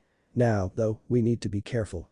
We can't overreact to speculation and deploy our forces to the border and leave the village open for attack." Hiruzen sighed heavily and rubbed a hand down his wrinkled and weary face. He then fixed Jiraiya with a grim stare and said, "We need to keep this as under wraps as we can, for now. We don't need our shinobi getting on edge and jumping at shadows over speculation. I will inform Shikaku and the Anbu commander," the Hokage continued. "From there, we can send several additional Anbu patrols to do a border sweep. They will report if they notice anything suspicious. I will also inform the gate guards to be extra vigilant. Hopefully, this will alert us if Iowa acts." Jiraiya nodded in approval of the plan. He passed a hand through his long white locks and sighed, mirroring Hiruzen's reaction earlier. "Well, this is a clusterfuck. I think I will stay in the village for now, though. This way, if anything happens, I will know immediately and you can deploy me where you need me." "That sounds like an excellent idea. If Iowa sees that you are in the village, they will be less likely to launch a direct attack," the Hokage added. Jiraiya clapped his hands together and leaned forward. "Well, enough about business. There is no use in spending hours thinking of worst-case scenarios and counter plans. That's Shikaku's job. Today was Naruto's first day at the academy, right?" Hiruzen smiled, nodding, "Yes, it is." He was very excited. "He kept rambling to me about how he couldn't wait to be an awesome ninja like me," Hiruzen said, quoting Naruto. Jiraiya laughed in response, remembering how he was the same way when he was going into the academy. "Well, it's getting a little late. I think the academy lets out in a couple of minutes. How about we go pick the kid up?" Line break. Naruto stood outside the academy, wistfully watching as his friends and classmates were greeted by their parents. Hinata, Shikamaru, and Choji had all bid him a quick goodbye before running up to their parents. Naruto watched as the parents picked up their kids and proudly looked down at them as they recounted their first day. Everyone slowly trickled away, leaving Naruto alone in the courtyard. Naruto sighed and reached towards his jacket pocket.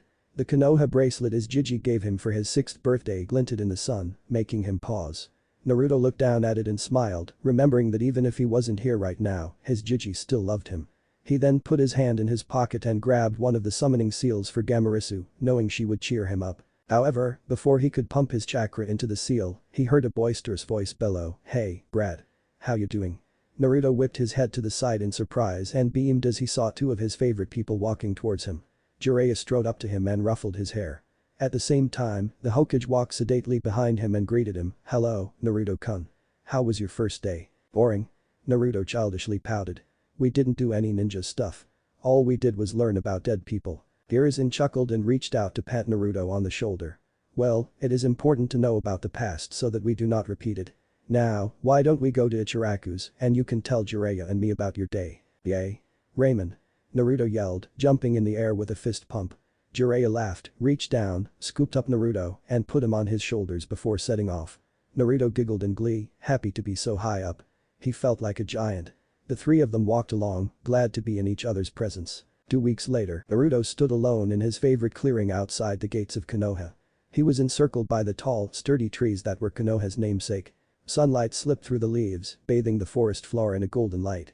Purple and red flowers dotted the outskirts of the field, contrasting nicely with the leaves' vibrant green. This spot wasn't too far from the village gates, only about a 15-minute walk.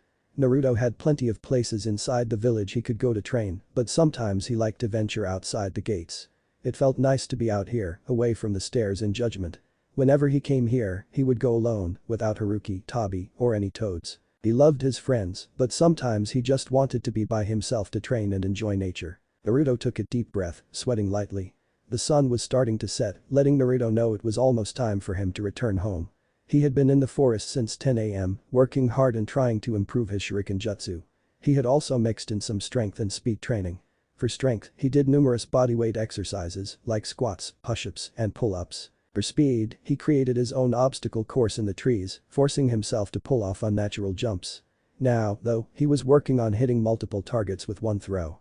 He had created 4 targets, each with concentric rings, which he placed around the clearing at various heights and distances. One was directly in front of him, about 15 yards away. The second was 10 feet higher than that and 10 feet to the right. The third was 10 feet to the left of the first one at the same height. The last was between the first and third targets, 6 feet higher, and 6 feet further back. Naruto took a deep breath and readied himself. He held 4 shuriken, 2 in each hand. He crossed his arms in front of his chest, looked at each target, then flung his arms apart.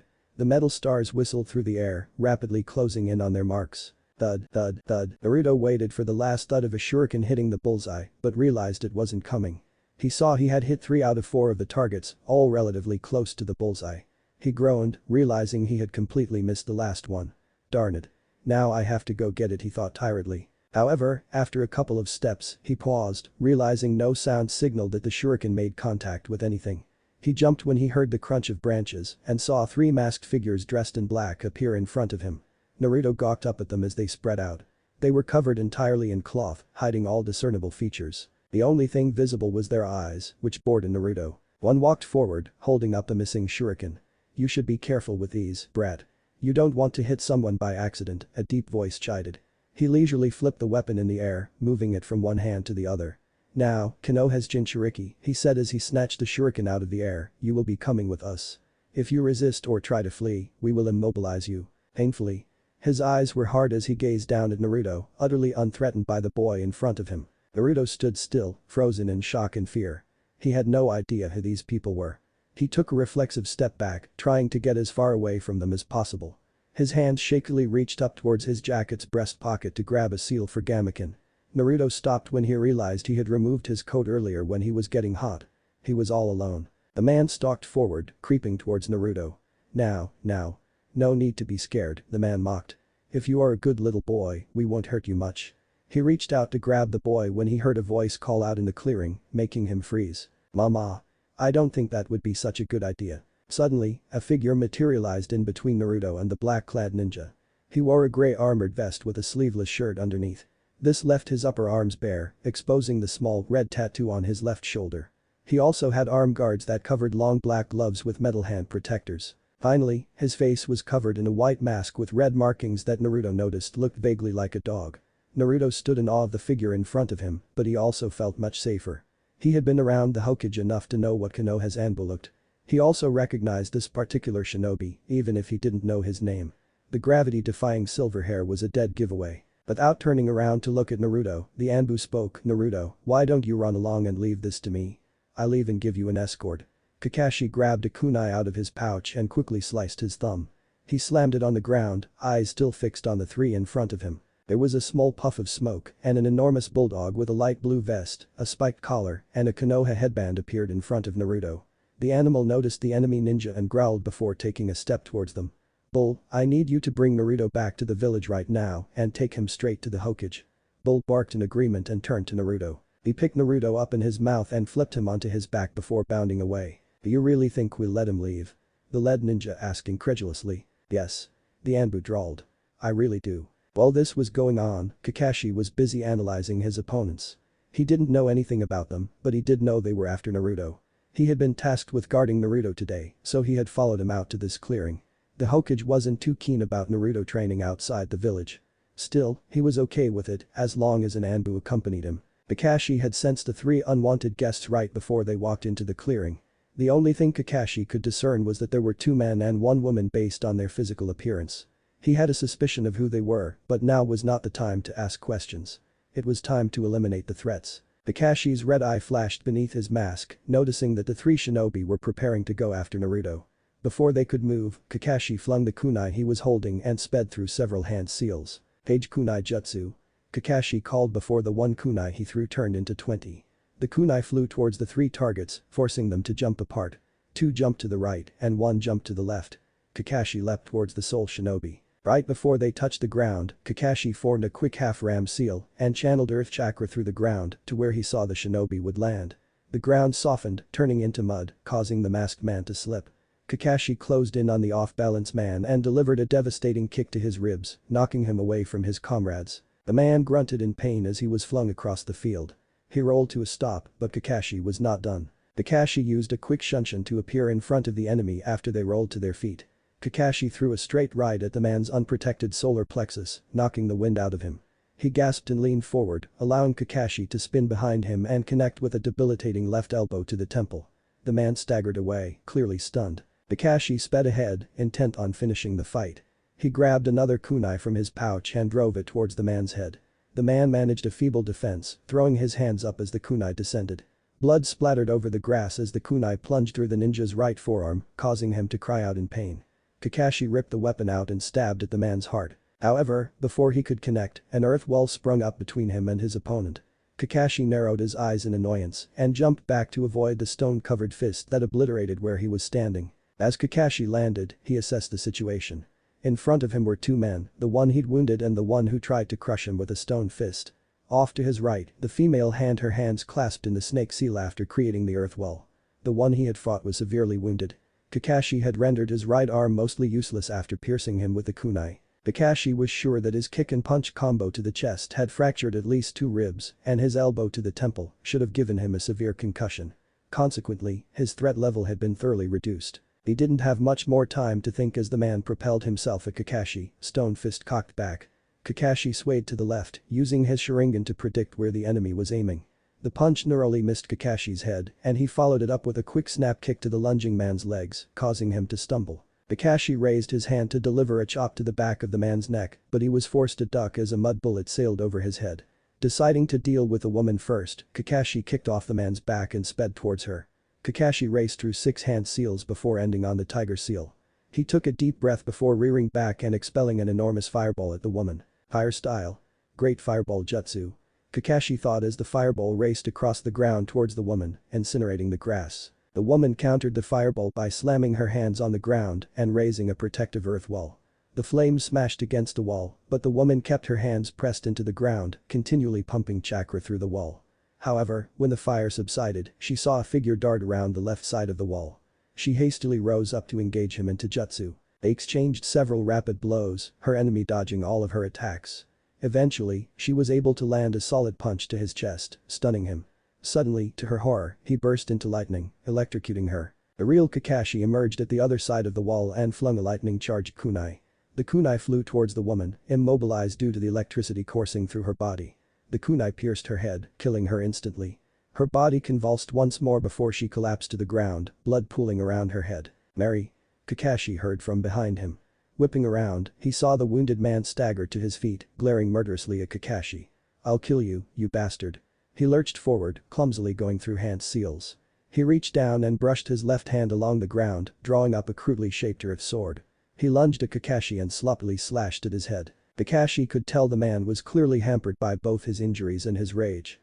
After several more wild swings, Kakashi delivered a swift strike to the man's wrist, knocking the sword out of his grasp.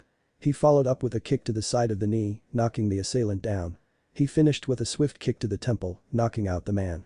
As the man crumbled to the ground, Kakashi snapped his head around the clearing, looking for an attack. However, he only saw his final opponent, the unknown man, staring coldly at him from a distance. "So Kakashi Haddock, huh?" Kakashi's eyes briefly widened behind his mask, but the man continued on. "There aren't many people with that style of hair who are good enough to be in Konoha's Anbu, so don't deny it." He paused and gestured around the clearing, notably at the two incapacitated bodies and the direction Naruto fled. "My mission to capture the Jinchuriki may have failed, but I can take solace in my failure, knowing that I killed the bloody Yondaime Hokage's final student. It's not like I have anywhere to go back to now." Kakashi narrowed his eyes, pieces falling together in his head. "Shit," he thought. "Iwa." He steeled himself for his final opponent, molding his chakra internally, ready to counter whatever was thrown at him. The man stomped on the ground, raising a wall of stone in front of him. He made 5 hand seals before punching the wall and calling out, Earth style. Rock shrapnel jutsu. 1. The barrier shattered on impact and, instead of crumbling to the ground, shot jagged shards of rock at Kakashi. The shards closed in on Kakashi and struck him, but, instead of a spray of blood, there was a puff of smoke. The destroyed log fell to the ground, signaling a successful Kawarimi. Kakashi reappeared several yards to the right of his original location and reached into his pouch and slung 6 shuriken at the man. The man deflected all of the shuriken with 2 newly formed stone fists, which he had formed after casting the earth style. Rock shrapnel jutsu. The shuriken bounced harmlessly off the stone gauntlets, but they allowed Kakashi to close the distance between them. Kakashi engaged the man in a brief taijutsu battle. Kakashi was able to evade each devastating swing of the stone hands, but he could not land a powerful strike of his own. The man was surprisingly quick, even with the massive stone hands. Realizing that he wasn't getting anywhere quick with this exchange, Kakashi changed strategies. He bent to the left to avoid a strong swing, then slapped a quickly procured explosive tag on the stone arm. He leapt back, out of the blast radius, and activated the tag. The seal exploded, and Kakashi waited for the screams of agony or the explosion of blood. Instead, the smoke cleared and the man covered head to toe in stone armor. Earth style. Impenetrable stone armor, the man mumbled.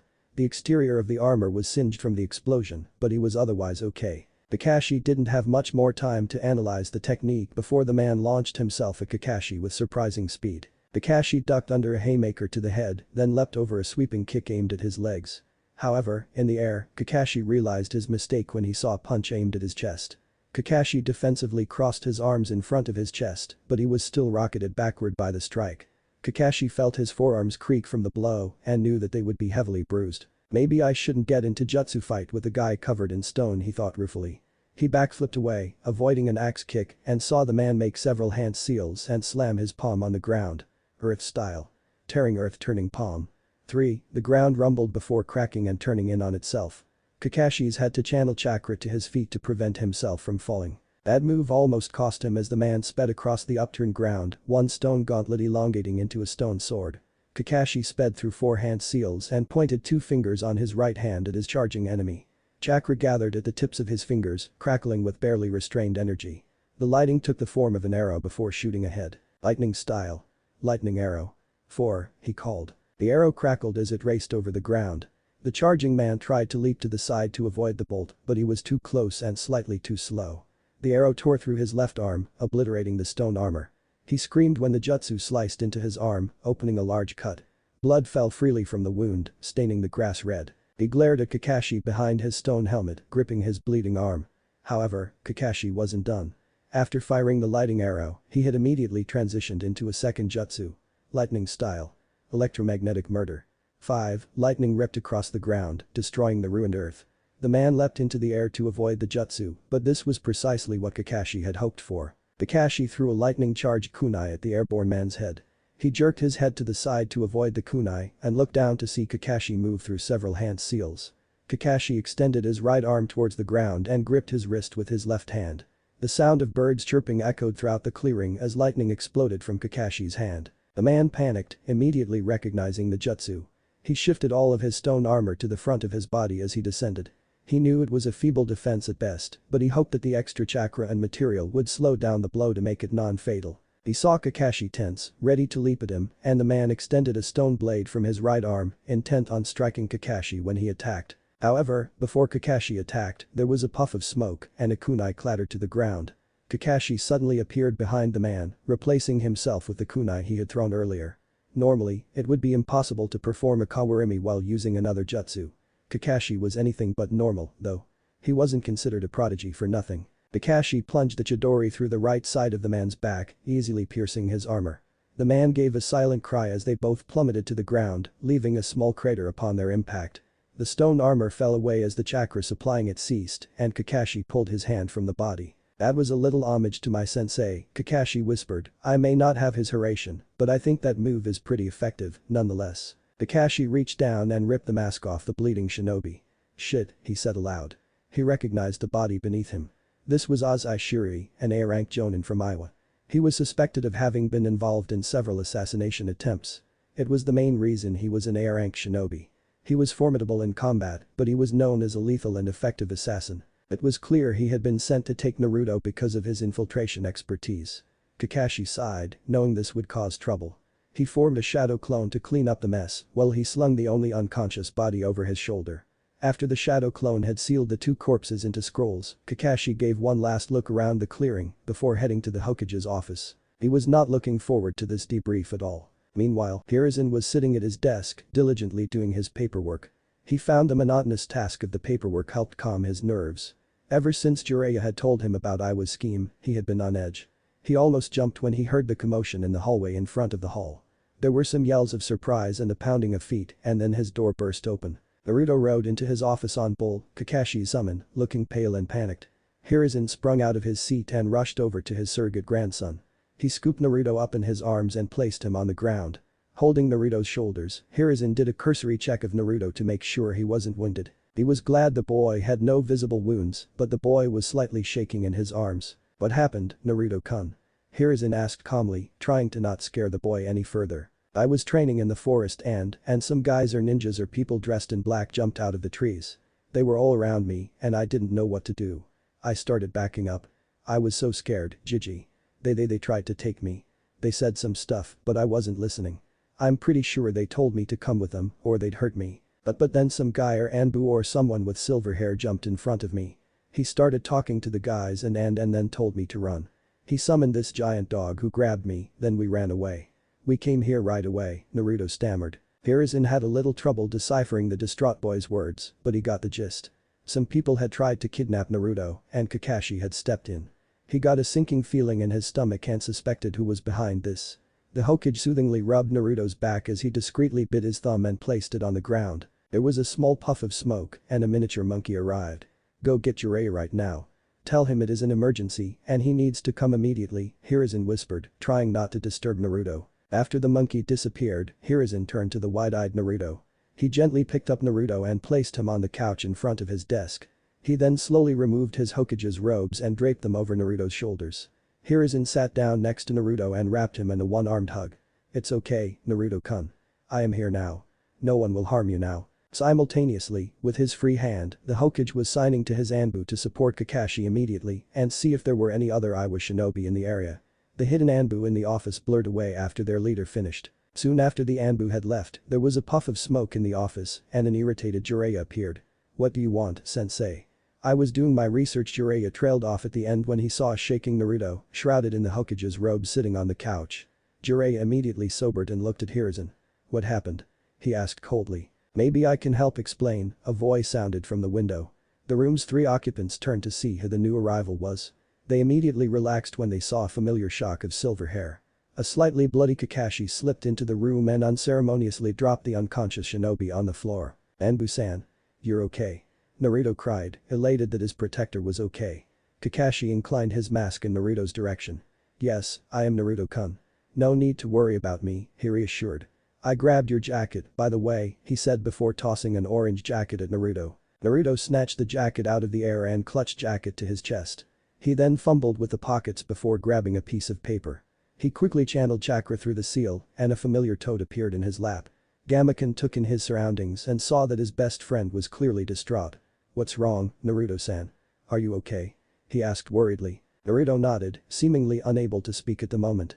Gamaken sensed this and jumped atop Naruto's head.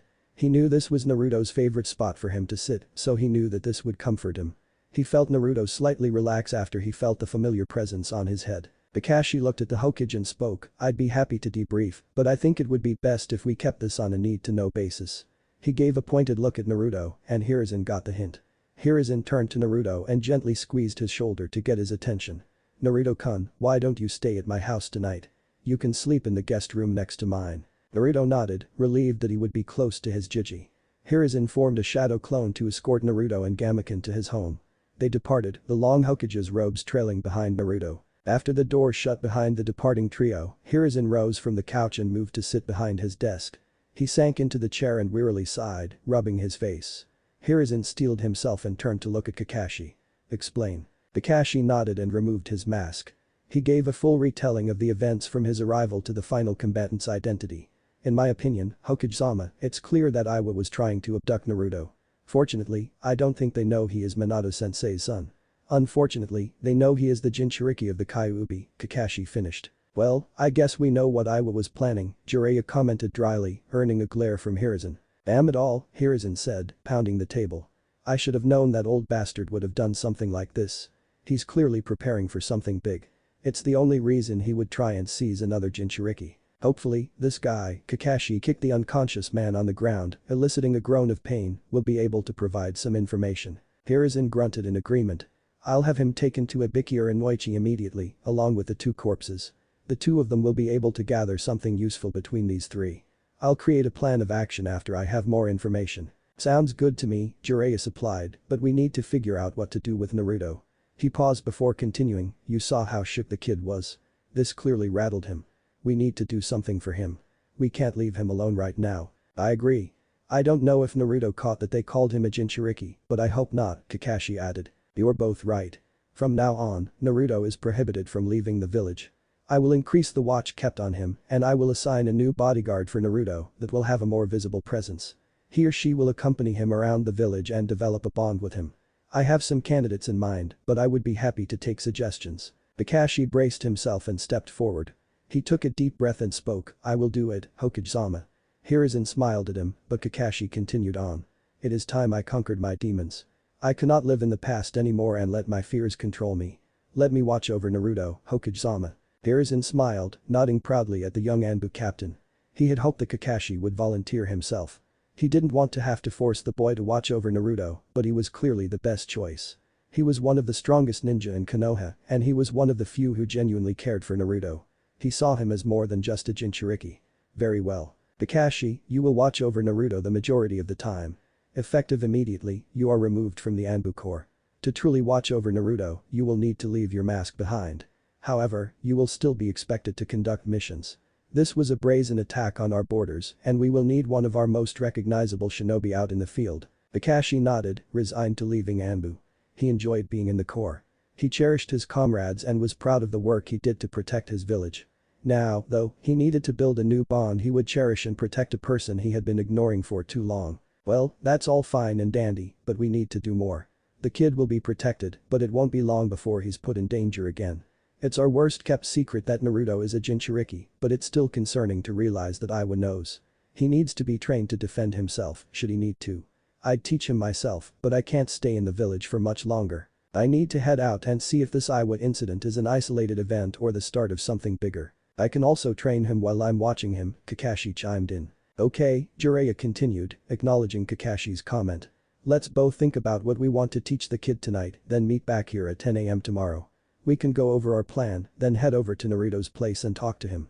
"Sound good?" "Sounds good to me," Kakashi replied with an eye smile. "Very well then," Hiruzen cut in.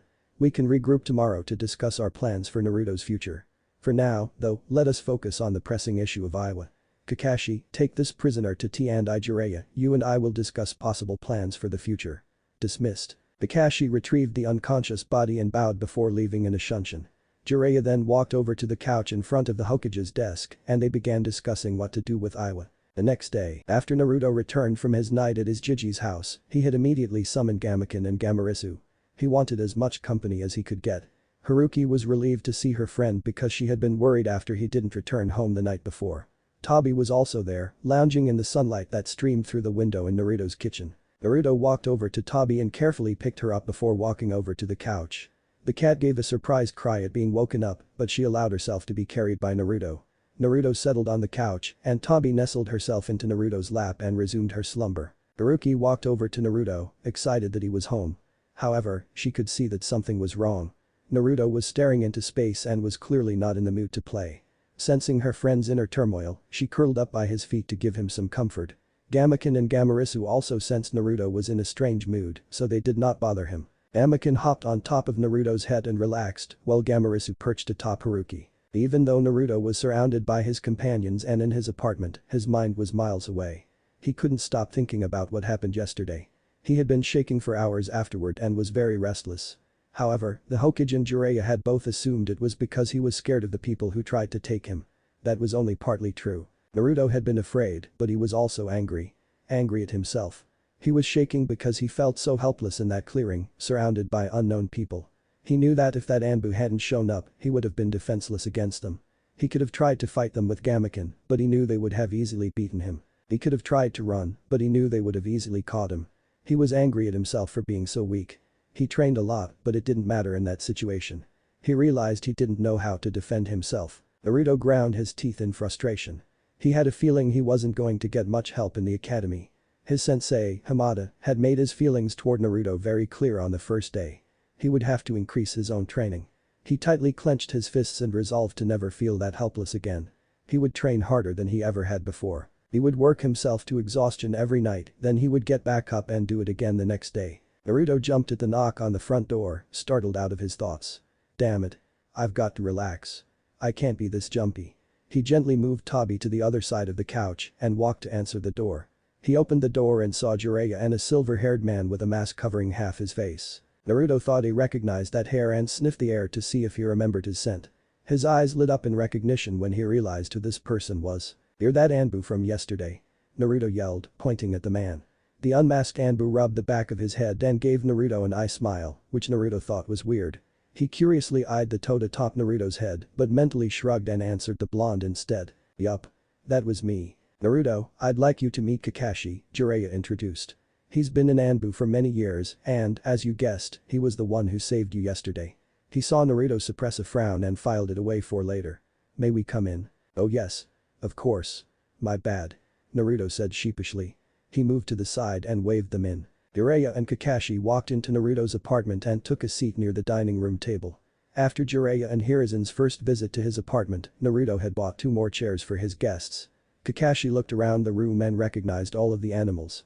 He had been watching over Naruto enough to know about his constant companions. "So, what brings you guys here?" Naruto tentatively asked. "Well, we came to talk about what happened yesterday." Jiraiya saw that same dark emotion flash across Naruto's eyes before quickly being suppressed. He went to continue, but Naruto cut him off. "Do you know who they were? Why did they try to take me?" Jiraiya exchanged a wary glance with Kakashi before answering Naruto's questions. "We do, but you don't need to know right now. The Hokage wants to keep this very close to the chest right now. It's complicated. I promise I will tell you in the future, but for now, trust me about this. I also promise you that this will not happen again and that we will protect you." Naruto scrunched up his face, wondering why he couldn't know who those people were. They must have been really important, or maybe it is some classified ninja stuff. "I want to know, but Jiji and Jiraiya have never lied to me before. He did say that he would tell me eventually and I can wait to find out who they are. All I need to focus on getting is stronger right now." Naruto reluctantly nodded Jiraiya, accepting his words. Jiraiya smiled at the boy and continued. "Kakashi and I both want to help you learn to defend yourself. We're going to train you, Naruto." Jiraiya saw the boy beam in response, clearly excited to start serious training. "As you know, I can't be in the village very often because of my work, so Kakashi will be taking the lead on your training. Nevertheless, I will be here for about another week so I can get you started on what I want you to learn. I'm going to start teaching you a taijutsu style, Naruto. Most of your classmates who are members of clans have already begun to learn their family style and I won't let you be left behind. The style I want you to practice is called whirlwind style. It's a style that prioritizes speed and overwhelming your opponent with rapid blows. The style's power comes from the speed at which the user strikes. Naruto gave him a confused look. How is that different from just regular strength? Think of it like this, Jiraiya explained, have you ever been hit by a ball? Naruto nodded. Which hurt more? A slow-moving ball or a fast-moving ball? The fast one. Exactly. The faster-moving object hurt more. This style generates power from moving the punches and kicks moving as fast as possible. These blows won't shatter any bones, but they will still hurt. This style is perfect for you right now. You are already very fast for your age, and you are too small and young to have any real strength in your body. Therefore, we're going to highlight your strengths and hide your weaknesses. Sound good? Yup. Great. Even though I don't use this style myself, I know it very well. My own student developed it, Jiraiya boasted. Beyond aim used this style, Naruto yelled, standing up from his chair in excitement. Oh yeah. He was a master at it. I think you can use it well, too. You actually have a pretty similar body type, he said, trying hard to suppress a smirk. Kakashi snorted beside him, happy that his mask covered up his smile. Yada. That's amazing. Kakashi leaned forward to get Naruto's attention and started talking. For me, I am going to teach you some jutsu. Kakashi held up a hand, preemptively silencing Naruto's outburst. But not yet. Right now, we need to work on your chakra control. You've never had any training in controlling your chakra, so we need to tackle that before moving on to jutsu. We're going to start with a leaf sticking exercise and then move on to tree walking when you complete it. Naruto groaned, already knowing this chakra control stuff was going to be really boring. I just want to learn how to shoot fireballs and lightning. Is that too much to ask? Jiraiya clapped his hands together, gaining everyone's attention. Well, it's a beautiful day outside and getting near lunchtime. Let's go get some food and take it to Training Ground 4, our designated training ground, and have a picnic. Everyone is invited, he said, gesturing to the toads and pets. Sounds great to me. Let's go, Dadabeo. Naruto shot up from his chair and grabbed Jiraiya and Kakashi's arms and dragged them out the door. 4 months later, 4 months after his failed abduction, Naruto sat in his classroom at the academy. However, today was different from every other day he had been here. This was the first class in a week and there was a somber atmosphere over the entire classroom. A week ago, Uchiha Itachi had murdered his entire clan in one night. The heinous act sent shockwaves through the village. It was mind-boggling to think that one of the village's most powerful clans had been wiped out by one person. The fear that Itachi could come back paralyzed the village. Families kept their kids home. Businesses closed.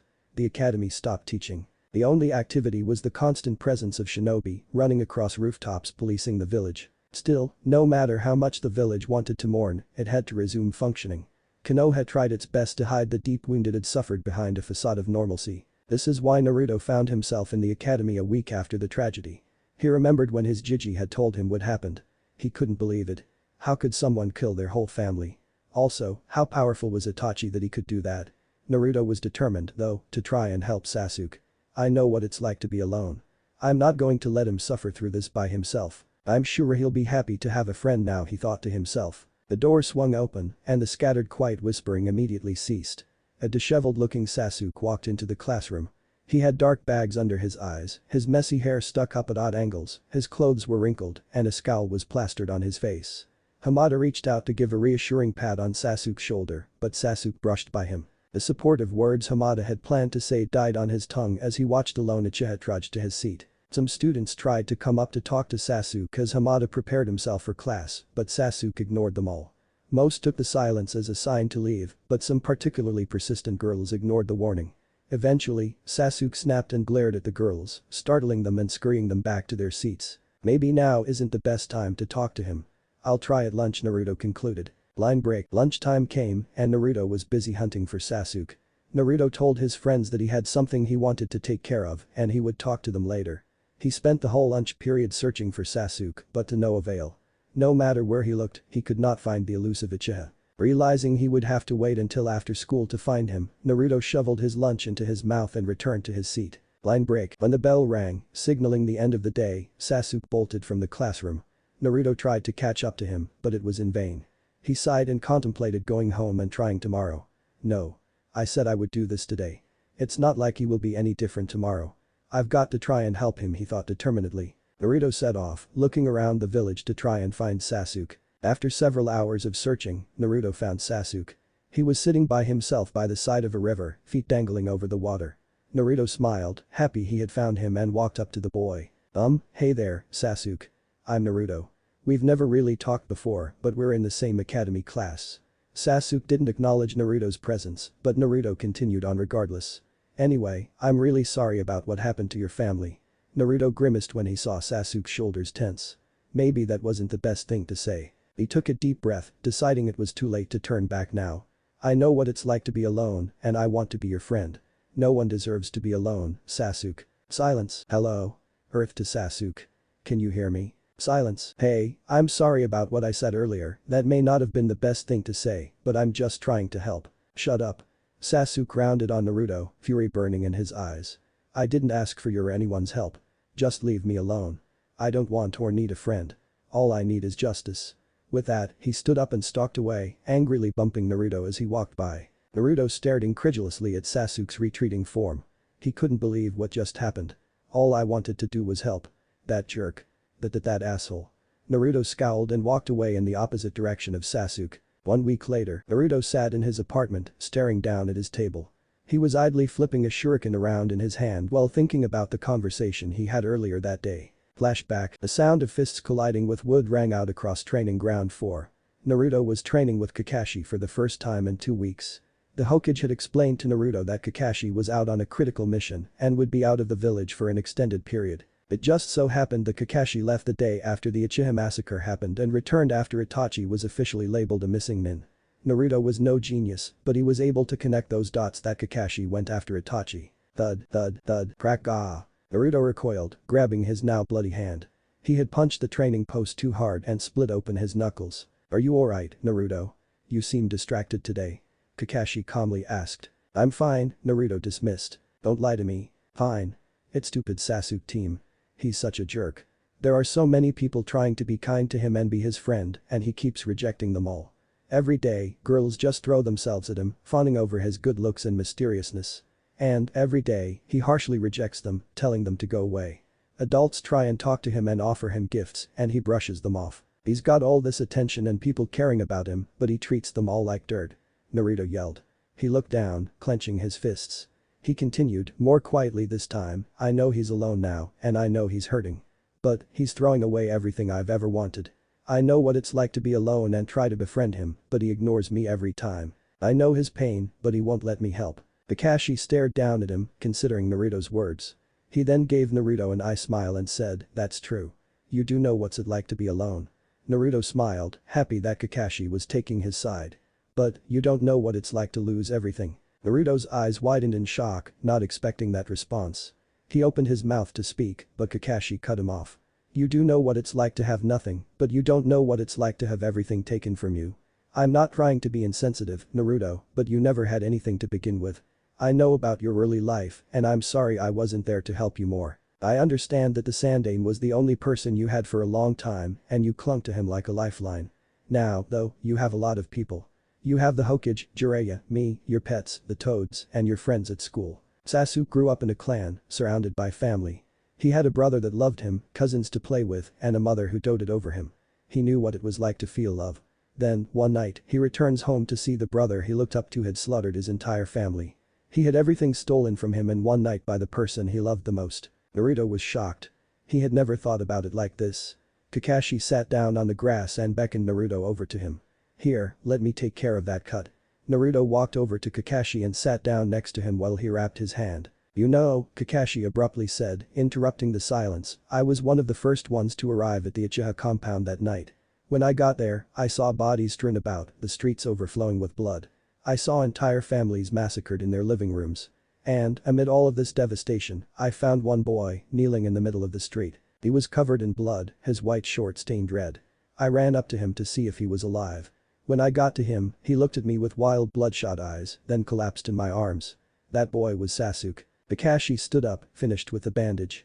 Training is over for today. I'll see you tomorrow, Naruto-kun. Think about what I said. With that, he left in a shunshin. Then flashback, Naruto kept replaying that conversation in his mind. He had been so jealous of the attention that Sasuke was getting that he never thought about what Sasuke was feeling. He was trying to look at the situation through his own eyes and not Sasuke's. Naruto was interrupted from his musings by a mule to his right.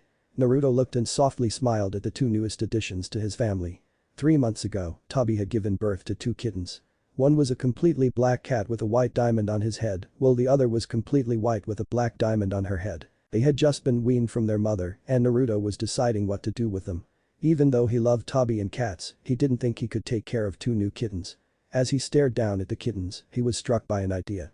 He bolted out of his chair and raced out the door, intent on enacting his plan. Line break. Sasuke walked around the Uchiha compound in a daze. People kept telling him he should leave this place and get away from the death, but he refused. If he left his home, he'd be leaving behind his family. Sometimes it was tempting, though. Even though the streets had been cleaned and the shops fixed, he couldn't shake the memories that flashed through his mind. Sasuke passed by a candy shop he had frequented as a kid. Sasuke tried to recall the fond memories he had there, but all he could see was the body of the owner lying in front of his store. He passed by one of his cousin's house and tried to remember the times he went to dinner there. All he could remember was the sight of his uncle's broken body hanging out of the window, blood steadily dripping on the ground. It was like this everywhere he went. Everyone he saw reminded him of his family and friends. Every adult who came up to him with pathetic apologies was replaced with a family member's body. Every girl that came up to him was replaced with his cousin's body, her eyeball dangling from her skull. The worst, though, was that stupid blonde Naruto. He came up to him and tried to be his friend, smiling like everything was fine. Didn't he know that everyone he loved died? If he got close to someone again, Itachi would just come back and kill them.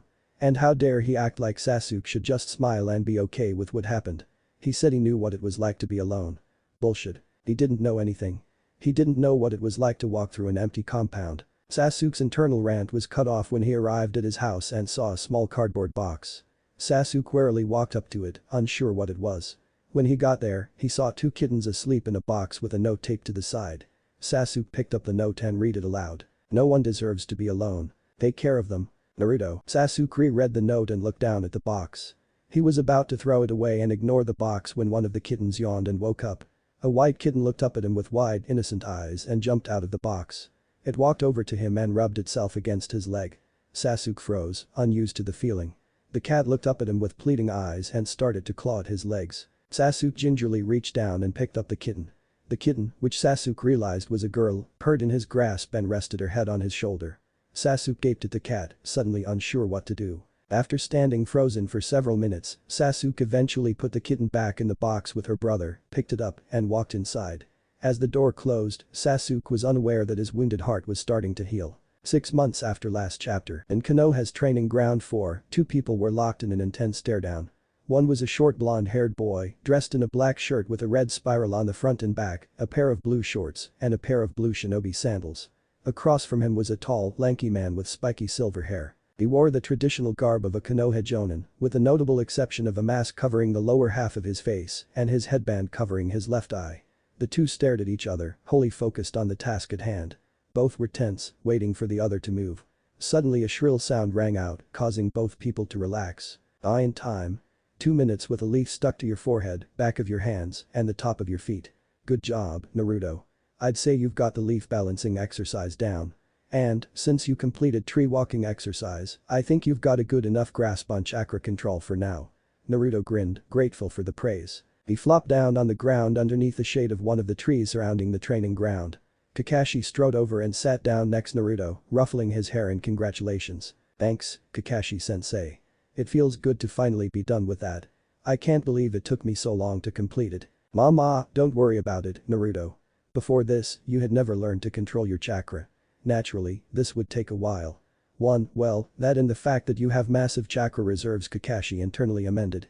He was unable to gauge how much chakra Naruto had accurately, but he knew it was almost as much as his own. It's probably the only benefit of being a Jinchuriki, Kakashi thought sadly.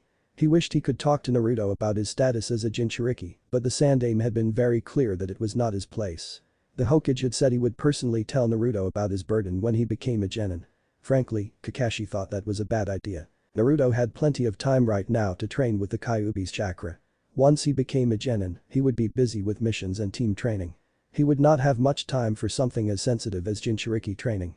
Well, no use dwelling on that now, Kakashi thought. I can't change the Sandaime's mind or do anything about it right now, so I'll just focus on training Naruto the best I can. Alright, Naruto, now we're going to move on to the next stage of chakra manipulation.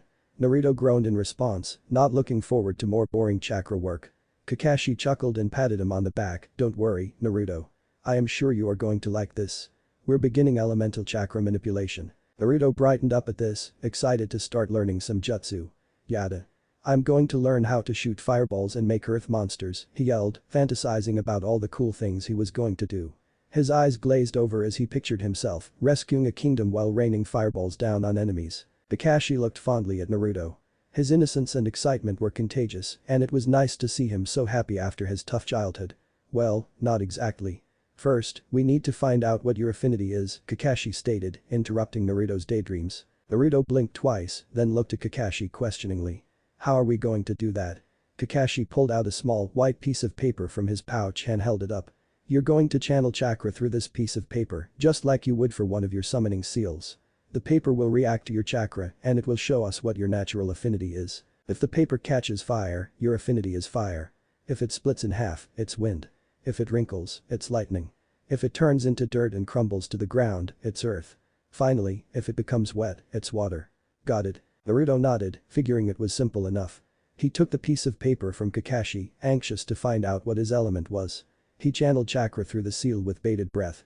The paper immediately split in two, but then, after a second, both sides crumbled into dirt and fell to the ground. Naruto stared, wide-eyed at the ground, processing what he saw. Beside him, Kakashi gave a thoughtful hum and stroked his chin. Well, it seems like you have two affinities, Naruto. It is common for shinobi to develop a second affinity as they get older and use more jutsu, but it is rare to have two elements at the beginning of your career. It looks like wind is your primary affinity and earth is your secondary. And, I've got to say, those are two outstanding elements. You have the best defensive element, wind, and the best defensive element, earth. Naruto beamed, excited that he had two great affinities. I'm going to be amazing, Databeo. 2. Alright. On to the next step, Kakashi clapped his hands together and stood up. He reached up and plucked two leaves off the tree they were sitting under. He handed one to Naruto and kept the other one for himself. Kakashi held the leaf up in front of him so Naruto could see it and explained, we're going to start with the first step of wind chakra manipulation because that is your primary affinity. The goal of this exercise is to split the leaf in half using only your chakra. Kakashi demonstrated by neatly splitting his leaf in half. Naruto looked up at Kakashi quizzically. Do you have a wind affinity, too, Kakashi-sensei? Nope. My primary affinity is lightning, but I know how to channel wind chakra. Your elemental affinity does not mean you can only use that element. It just means that that element will be the easiest one for you to control and master, but it does not mean that it is the only element you can use. It will dictate which element is your specialty, but with enough training, you can adequately use all elements. I know jutsu from all 5 elements, but lightning is my strongest. That's not to say you cannot master jutsu from other elements. For example, the Sandaime is known as the professor because he mastered all documented jutsu in Konoha. Does that make sense? Naruto nodded in understanding. So, it will be easiest for me to learn wind and earth jutsu, but I can still learn jutsu from other elements. Exactly. Now, let's see you try and split that leaf. Naruto looked down at his leaf and gripped it with both hands. He stared intently at it and channeled his chakra through the leaf. He pictured his chakra slicing through the leaf like a knife. After a second, a tiny cut appeared at the top of the leaf. Naruto scrunched up his face in frustration and tried again, but this time nothing happened. Darn it. He grumbled. Don't get frustrated, Naruto. This will take some time. Mastering elemental chakra is more challenging than regular chakra.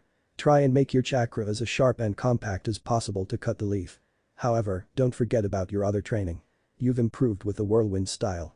You have gotten faster, your balance is improving, and you are slowly getting stronger. Learning jutsu is exciting, but sometimes the most effective way to win a fight is to get in close and use jutsu. Never forget that the simplest and quietest way to kill someone is a kunai to the head. Naruto nodded in understanding and turned back to his leaf, determined to split it. Before Naruto turned his attention back to the leaf, Kakashi spoke again. Alright. I'm going to another training ground to do some special private Kakashi-only training. I'll be back in a couple of hours to check in on you. I'll see you in a bit, Naruto. Kakashi gave an eye smile to Naruto, who returned it with a smile of his own. Kakashi turned and walked out of the clearing. He needed to do some training of his own, the Sandaime had been very adamant about that. He didn't know what exactly was going on, but he knew things were tense. The Hokage was keeping it on a strictly need-to-know basis. However, Kakashi was privy to more information than most, since he was the one who fought the potential Iwa kidnappers. He didn't know what would happen, but he knew he would be needed. Kakashi threw one last glance at Naruto over his shoulder before leaving. He was determined to be strong enough to protect Naruto. Line break. After several hours of training, Naruto decided to head home. As he walked away from the training ground, Naruto reflected on his relationship with Kakashi. They had been training together for about 9 months and had grown closer during that time. In the beginning, Kakashi seemed somewhat distant from him, like there was some type of wall between them. Sometimes he would catch Kakashi giving him a strange look, but he would wave away his concerns whenever he asked him about it. It was different from the looks that Naruto was used to getting, though. Kakashi did not look at him with disdain or fear like most of the villagers did. On the other hand, he looked at him with a sad, almost wistful gaze. Naruto didn't really understand why his sensei looked at him this way sometimes, but it was a significant improvement from his other interactions with adults. However, over time, that began to change, and the emotional barrier started to come down. Naruto did not know exactly when things changed, but it was gradual. Kakashi became more approachable and seemed to relax around Naruto. He started walking Naruto home after training. Then he started staying for dinner. Then he started spending time with Naruto outside of training. He even introduced Naruto to his pack of ninkin, whom Naruto loved, and taught him how to shop appropriately and balance his budget. Gradually, Kakashi transformed from just being Naruto's sensei to nearly an older brother figure. The only thing that stopped Naruto from seeing Kakashi as a father figure was that role was firmly taken by the most important man in his life. His Jiji. Naruto idolized the Hokage and deeply treasured him. His Jiji was the first person to take Naruto out of the pit of loneliness that was his life and show him that people cared about him. The rushing sound of water and the caw of a seagull abruptly interrupted Naruto's musings. Naruto looked around and recognized that he was almost halfway home. He had been so lost in thought that he wasn't paying attention to his surroundings. As Naruto took in where he was, he realized that he was next to the river where he had his disastrous introduction with Sasuke. Luckily, things had changed between the two. As Naruto resumed walking home, he thought about the first time he and Sasuke had spoken after that heated conversation. Flashback: 1 week after Naruto snuck into the Uchiha compound and left Tobi's 2 kittens on Sasuke's doorstep, he and Sasuke finally talked. Naruto was standing outside of the academy, chatting with his friends after school ended. Out of the corner of his eye, Naruto saw Sasuke standing just outside his friend group. He tried to act like he wasn't paying attention to them, but he kept glancing uncertainly at Naruto. It had been like this all week. Sasuke hadn't come up to Naruto to thank him or berate him for his gift, but he seemed uncharacteristically nervous. Sometimes Naruto would see Sasuke walk towards him and turn around right before he got within speaking distance. Naruto noticed that Sasuke bailed on talking to him every time he was with his friends. Naruto had tried to let Sasuke come about on his terms, but Naruto decided that Sasuke may need a little nudge to get started. Hey, guys. I'm gonna head back home. I'm pretty sure I forgot to leave some extra food out for Tobi this morning, and you guys know how temperamental she can be. See you tomorrow. Sure. Choji answered, smiling in between bites of chips. Why yes, of course Naruto-kun. Tell Haruka and Tobi I say hello, Hinata said. Shikamaru looked at Naruto with narrowed eyes. He knew that Naruto never forgot something when it involved his animal companions. He adored them too much for that. Whatever. It's too troublesome to figure out. If it were anything serious, I'm sure he'd tell us, Shikamaru thought before lazily waving goodbye to Naruto. Naruto gave one last smile and waved before turning around and walking towards the street. However, before he left, he made sure he made eye contact with Sasuke. Once Naruto was sure he had Sasuke's attention, he gave a slight jerk of his head, signaling for Sasuke to follow him. After a minute of walking, Naruto stopped and waited. Just as he suspected, Sasuke was walking after him. He was looking everywhere but at Naruto, but eventually, Sasuke stopped in front of him and looked up. Hi, Sasuke stated. Hey Sasuke. How are you? Naruto replied before immediately grimacing internally. Stupid. How do you think he is? He prepared himself for a similar reaction to the last time they spoke, but instead, he noticed Sasuke look down. Sasuke shuffled his feet for a second, then took a deep breath. Thank you, he muttered, still looking at the ground. You're welcome, Naruto replied, not bothering to ask what he was talking about. It was obvious there was only one thing he would be thanking him for. And I'm sorry I blew up at you last time. I know you were just trying to help, but I don't know. You didn't deserve that. It's okay, and I'm sorry, too. I wasn't exactly the most patient person in the world last time, which definitely didn't help things, Naruto replied, sheepishly rubbing the back of his head. An uncomfortable silence hung between the two, neither sure what to say next. After several seconds Naruto broke the silence.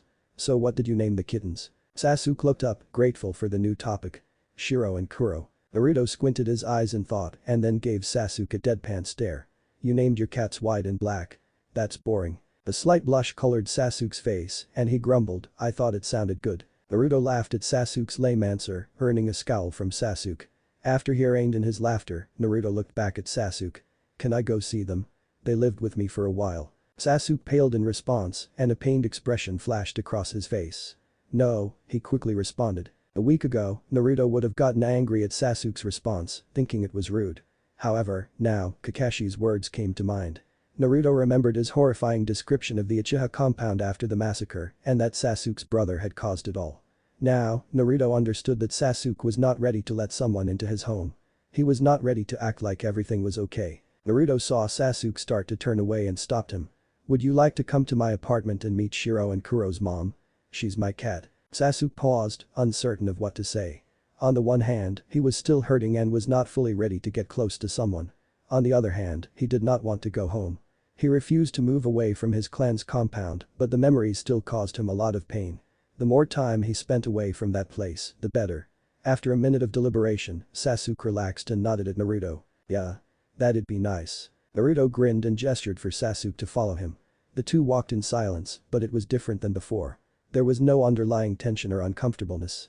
Instead, there was an amicable silence between them. After several minutes of walking, the two climbed the stairs to Naruto's apartment. Naruto pulled the key from his pocket, unlocked the door, and pushed it open. Once the door was fully open, Sasuke gave a cursory look around Naruto's apartment. It was a relatively clean place. There was a small dining table with 4 chairs around it on the left side of the room. The dining area was directly in front of the modest kitchen, complete with a refrigerator, a sink, a gas stove, an oven, and several cabinets surrounding the room. There was a hallway that Sasuke assumed led to Naruto's room and a bathroom next to the kitchen. To the right of the hallway was Naruto's living room. It had a dark green couch, a comfy-looking leather armchair, a bookshelf, and a cat tree. The apartment was well lit by numerous windows, allowing a lot of natural light to flood in. The two were greeted by a dog's excited barking and pounding footsteps as Haruki rushed towards Naruto. Naruto laughed as Haruki leapt on him and started licking his face. Hey there, girl. How are you? I missed you, too, Naruto beamed and rubbed his friend's head. After she stopped licking Naruto, Haruki noticed the other person standing in the doorway. She padded toward Sasuke and sniffed him. He was unfamiliar to her, but it was clear that he was a friend of Naruto's. She decided that any friend of Naruto's was a friend of hers and barked a greeting to the new arrival. Sasuke gave her a small smile in response and tentatively rubbed her head, imitating Naruto's actions. This is Haruki. She was my first roommate, Naruto said fondly. Naruto then gestured to the window where Tabi lay. This is Tabi. She's the mother of your 2 kittens. Sasuke saw the cat basking in the light and noticed that she looked very similar to his 2 pets. Awakened by the introduction, Tabi arched her back and stretched. She then gracefully leapt down from the ledge and walked over to the Naruto and Sasuke. She rubbed her head against Naruto's legs in greeting, then turned her attention to Sasuke. She walked around him several times and took in his scent. After several moments, she seemed to recognize her 2 children's scent and walked closer to Sasuke. She rubbed her face against his leg and purred, knowing that this was the person taking care of her 2 kittens. Sasuke cautiously reached down and rubbed her head, eliciting an even louder purr. He decided to take a risk and gently reached down and picked Tabi up. She accepted his action and nestled herself into the crook of his neck. Wow. That's the best she's ever done with a new person. You should have seen what she did to Hinata the first time she came here. I don't know what set her off, but she refused to let Hinata within 6 feet of her. You should have seen Hinata's face. She looked like she was going to cry, Naruto joked. Sasuke gave a small smile and grunted in response, acknowledging Naruto's statement but not wanting to disturb the now napping Tabi. Naruto noticed that Tabi was asleep on Sasuke's shoulder. Well, I guess you can't leave now. Want to stay for a bit? I can make us a snack. Naruto offered. Sasuke nodded and sat down at Naruto's small table. Naruto walked into the kitchen and went about preparing some food. After some time, he returned to the table with some freshly prepared onigiri. 3. Sasuke inclined his head in gratitude and took one of the offered snacks. After about 30 minutes, Sasuke carefully removed Tabi from his shoulder and set her on the ground. I have to get going. I need to get back to my home to take care of Shiro and Kuro. Naruto smiled, all good, Sasuke. Tell them I say hi. Sasuke nodded and stood up. He walked to the door but stopped after several steps and turned around. Thank you, Naruto, he said, this time making eye contact with Naruto. Naruto understood that those 3 words held a lot of meaning. This time he wasn't just thanking him for the kittens or the food or because he felt like he had to. This time, he really meant it. Naruto kept eye contact with Sasuke and smiled. Anytime, he said with conviction. Sasuke's eyes widened for a brief moment before giving a soft smile in response and nodding his head. He then turned around and left Naruto's apartment. And flashback. After that day, Naruto and Sasuke slowly began to develop a strong bond. They frequently trained together, which allowed both of them to prosper. Naruto finally had someone his own age and skill level to spar against, and Sasuke had someone to test his skills against. Even though their relationship was very different from a typical 9-year-old friendship, it worked for them. When Naruto was with his other friends, he would play, laugh, and joke with them. Sasuke was not at that stage yet. He would rather sit in silence in Naruto's apartment and do his homework while Naruto played with Haruki. Naruto knew that Sasuke was damaged from the night his family was murdered, and he learned to let him come along at his own pace. Naruto knew that Sasuke appreciated having a place other than his clan compound to go to, so Naruto gave Sasuke a place to escape when he needed it. Naruto had once tried to broach the topic of the massacre, but Sasuke had promptly shut him down. After that, Naruto never mentioned that night, but he knew Sasuke would bring it up when he was ready. A couple weeks after Sasuke's first visit to Naruto's apartment, Naruto had introduced Sasuke to his toad summons. Sasuke was slightly surprised by the talking toads, but he quickly got over it. He knew that summons were a useful tool in the ninja world, so the shock of his friend having a summon soon wore off. Sasuke got along well with Gamaken. He found the toad to be quiet, kind, and respectful, which fit Sasuke's personality well. Gamarisu, on the other hand, greatly annoyed Sasuke. The energetic toad thought Sasuke was too serious and boring, and she made it her mission to make him loosen up. She was intent on making him laugh or get a positive reaction out of Sasuke. The only response she got, however, was one of annoyance. Even though Sasuke bonded with Naruto, he did not have the same progress with the rest of his classmates. Sasuke was still introverted and did not do well with large crowds.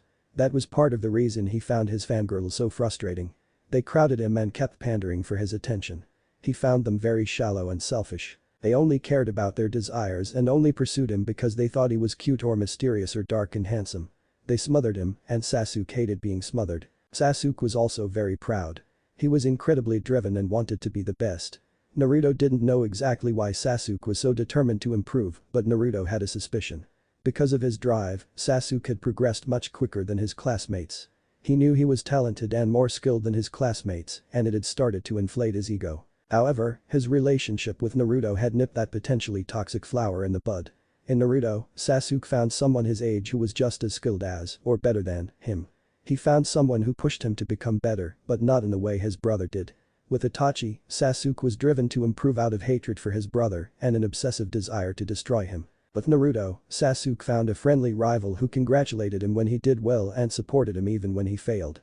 Even more, Sasuke's immense pride in his clan and belief that they were superior took a significant blow when he trained with Naruto. Sasuke saw that Naruto, a boy born from nothing with nothing and no one, was just as skilled as him. He saw how Naruto trained hard every day and, even with no innate gifts or bloodlines, improved by leaps and bounds. Sasuke did warm up slightly to some people, however. Due to his incessant badgering that Sasuke meet his other friends, Naruto had finally introduced Sasuke to Hinata, Ino, Shikamaru, and Choji. Sasuke got along best with Hinata because she was one of the few girls who was not in his fan club, as Naruto called it. Sasuke had a suspicion of why, but decided it wasn't his place to talk about it. He was confused by Ino because she seemed to have two different personalities. Around Sakura and the other girls in his class, she was just another vapid, shallow fangirl. However, around Naruto, she was friendly, cheery, and seemed much more interested in the blonde than him. He found Shikamaru and Choji pretty dull, to be honest. He thought Shikamaru wasn't driven enough and Choji just did whatever Shikamaru wanted to do. But, he still acted friendly enough around them to appease Naruto. Naruto appreciated this. Even though he wasn't the most emotionally intelligent person, he developed a strong ability to read Sasuke. He could tell what Sasuke was thinking most of the time, even if Sasuke didn't verbalize it. He knew how to read between the lines with his most complex friend.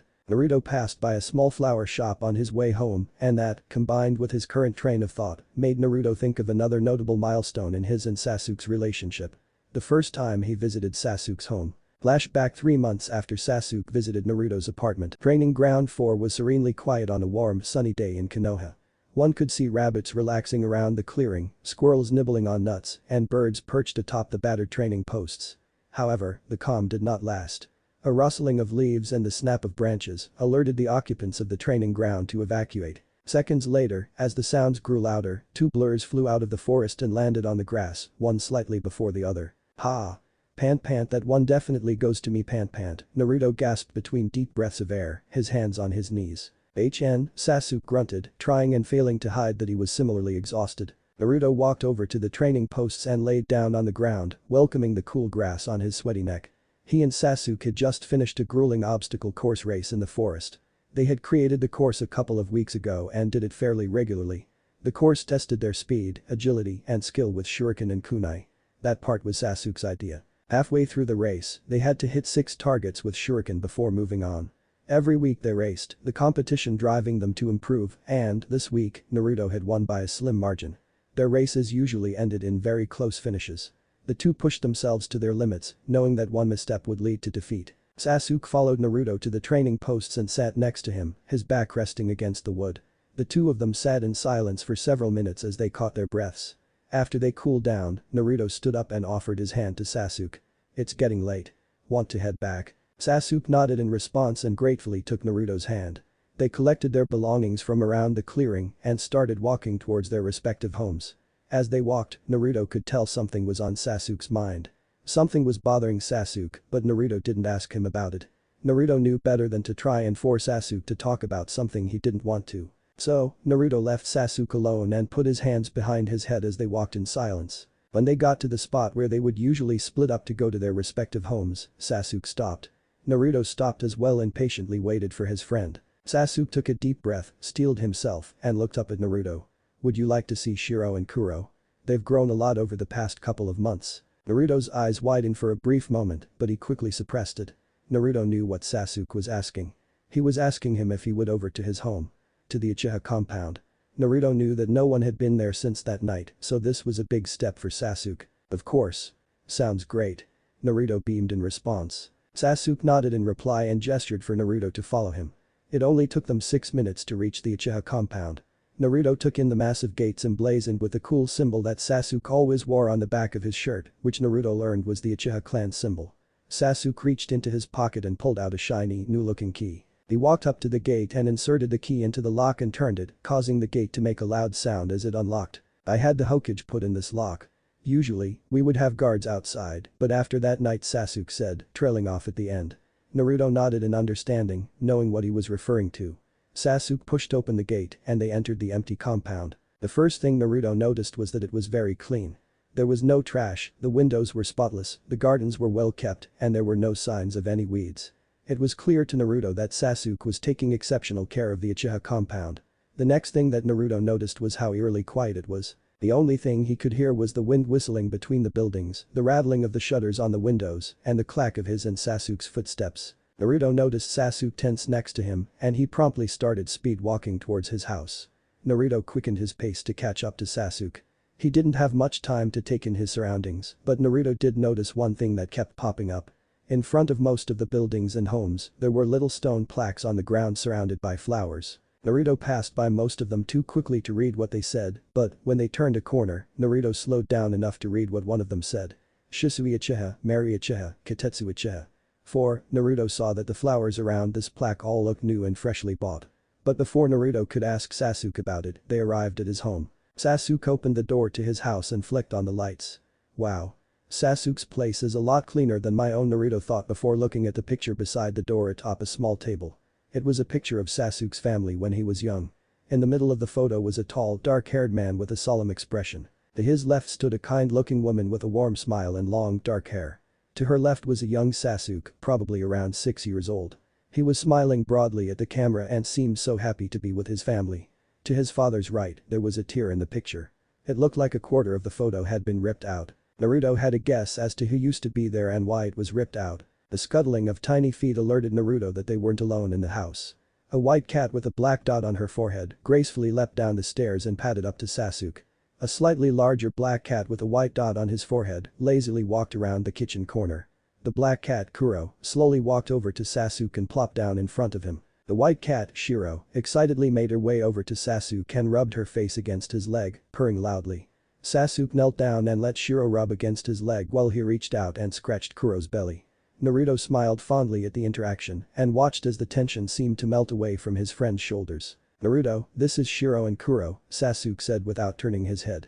Naruto decided not to remind Sasuke that he was the one who raised the kittens and knelt down next to them. He reached over to Shiro and scratched her behind the ear, eliciting a purr. "It's good to see these guys again.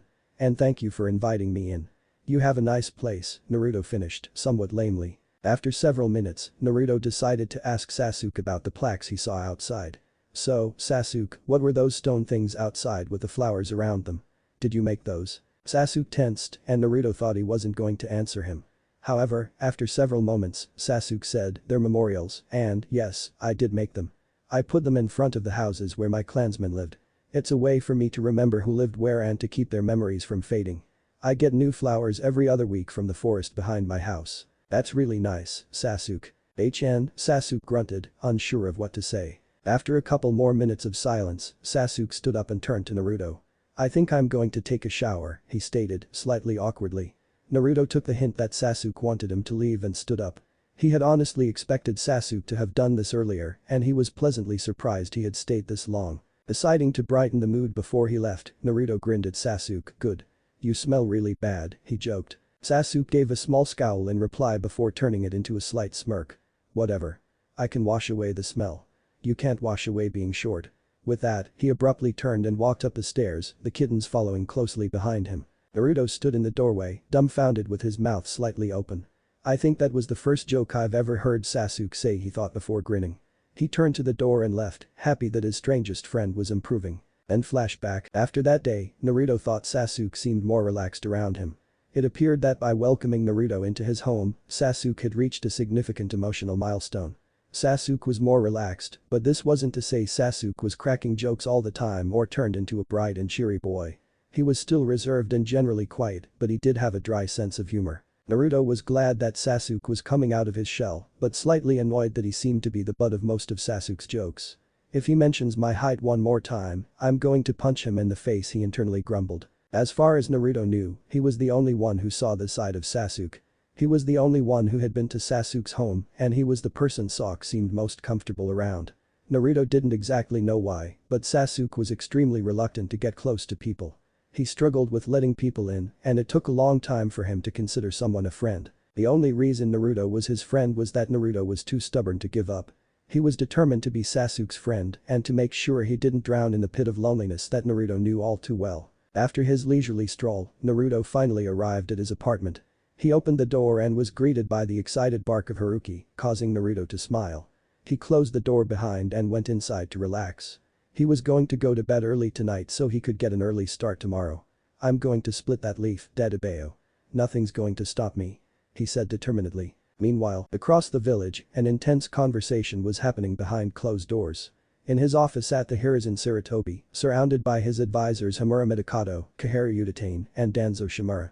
Joining them were the Anbu commander, clad in his porcelain mask and form-concealing black robe, the scarred Jonin commander Shikaku Nara, and the head of torture and interrogation Ibiki Marino. A tense silence permeated the room as everyone waited for the Hokage to speak. After several moments, the Hokage looked at Ibiki.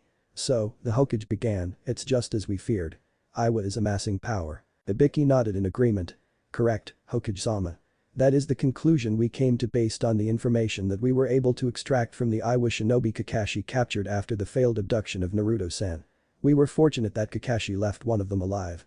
Otherwise, we would have been left with little information. The Iwa Nin did not know many specifics, but it is clear that they are preparing for something big. Iwa is increasing the rate at which students graduate from their ninja academy, greatly increasing their forces. They are also stockpiling weapons and ninja tools, and they have increased border patrol missions. Hiruzen hummed in acknowledgement, leaned forward, and placed his elbows on the desk, steepling his fingers in front of his face. As he thought about what to do, his most challenging advisor decided to speak. We need to act now. We cannot let Iwagakure get away with this. If we sit back now, they will view us as cowards and assume they can do whatever they want within our borders. We must strike first. We must act before they expect it and deal a debilitating blow, Danzo finished. Another silence filled the room as Hiruzen took his time to analyze the reactions of all those present. It seemed that Kaharu was in agreement with Danzo on this, Ibiki and Hamura seemed hesitant, Shikaku clearly did not think this was a good idea, and the Anbu commander was impossible to read. Stupid masks, Hiruzen grumbled internally before straightening up. He had anticipated Danzo would suggest something like this, but he had already made up his mind before the meeting was called. No. We will do no such thing. Hiruzen held up his hand to cut off Danzo's retort and continued speaking. Right now, Konoha is in a precarious state. Just over 6 months ago, one of our strongest and largest clans was wiped out. This significantly impacted shinobi morale. We are also just now getting back to the quantity of shinobi we had before the Kyuubi attack. That night alone cost us losses similar to the casualties from the Third Shinobi World War. No, now is not the time to incite a war. Furthermore, Iowa currently has the advantage. They have been preparing for months, if not years. They have a greater number of shinobi than us, they already have the supplies for war, and their border is secure. The gambit to capture Naruto-kun was meant to cause one of two outcomes. They either would have another Jinchuriki, thus increasing their strength, or they would have pushed us into war. They hoped that by doing something as brazen as sneaking into our village, we would react emotionally and charge into their waiting arms. We will not do that. However, this does not mean we will sit idly and let them act with impunity, Hiruzen assured. We will act indirectly. As we all know, Iowa is not the most fertile country, so much of their food is imported from the surrounding nations. Takigakure, waterfall, Kusagakure, grass, Amegakure, rain, and Sunagakure, sand. We already have a trade agreement with Taki, but I am confident that Iowa will try and lure them away from us. We will have to strengthen our deal with them to ensure their loyalty. Any suggestions, Shikaku? Shikaku nodded in acknowledgement. Takigakure has always been considered a minor village and, due to their proximity to Iowa and us, does not receive many missions. If we state that we will redirect some of our mission requests to them, that will appeal to them. It will increase their revenue and status amongst the rest of the smaller villages. Hopefully, this will be enough to garner goodwill. What about Kusagakure? Ibiki questioned. Shikaku sighed and leaned against the wall, rubbing his face. That would be harder. The best we can do is to negotiate a favorable trade agreement with them. However, it will cost us some money in the short term. We will have to decrease the prices of our exports and pay slightly more for theirs. It's very troublesome, he finished, frowning at the end. It will be worth it, Hiruzen said. This will not stop Iowa from obtaining resources, but it will cost them more. If they have to spend more money and time gathering resources, it will slow their war machine down. Ibiki stepped forward, drawing the attention of the room. If I may, Hokage-sama, I have another idea for how we can damage Iowa from the shadows. A smear campaign, he said with a wicked smile across his face. Seeing that no one was interrupting him, he continued. We all remember how Kumo suffered after their failed abduction of Hinata Hyuga. They faced national and international retribution, and morale in Kumo was damaged. I propose that we do something similar by leaking what happened here. However, we would have to alter some details. Instead of saying that they attempted to kidnap our Jinchuriki, we say they tried to take a blonde child they mistook for Yamanaka. We state that they sent a squad of shinobi to abduct the child and they were soundly defeated by one of our shinobi. This makes Iowa look foolish and emphasizes our strength. It will appear as if Iowa risked war with Konoha over a mistake. It will make us appear powerful by showing that one of our shinobi is strong enough to defeat several of theirs, Ibiki finished. Hiruzen nodded, very well. I see no harm in this plan. I give you full jurisdiction over this, Ibiki-san. Those are all fine plans, Hokage-sama, but what about their increased production of shinobi? Kaharu asked. They have always had an army larger than our own, even before the Kyuubi attack. If they have, in fact, increased the rate at which shinobi graduate from their ninja academy, their army will dwarf our own. Quality over quantity, declared the distorted voice of the Anbu commander. What? Kaharu jerked back, startled by the eerie reply from the usually silent commander. Konoha has always thrived on the quality of its shinobi, not how many there are. Agreed, Hiruzen added, knowing that his subordinate was not going to elaborate any further. We will not increase the rate at which students graduate from the academy.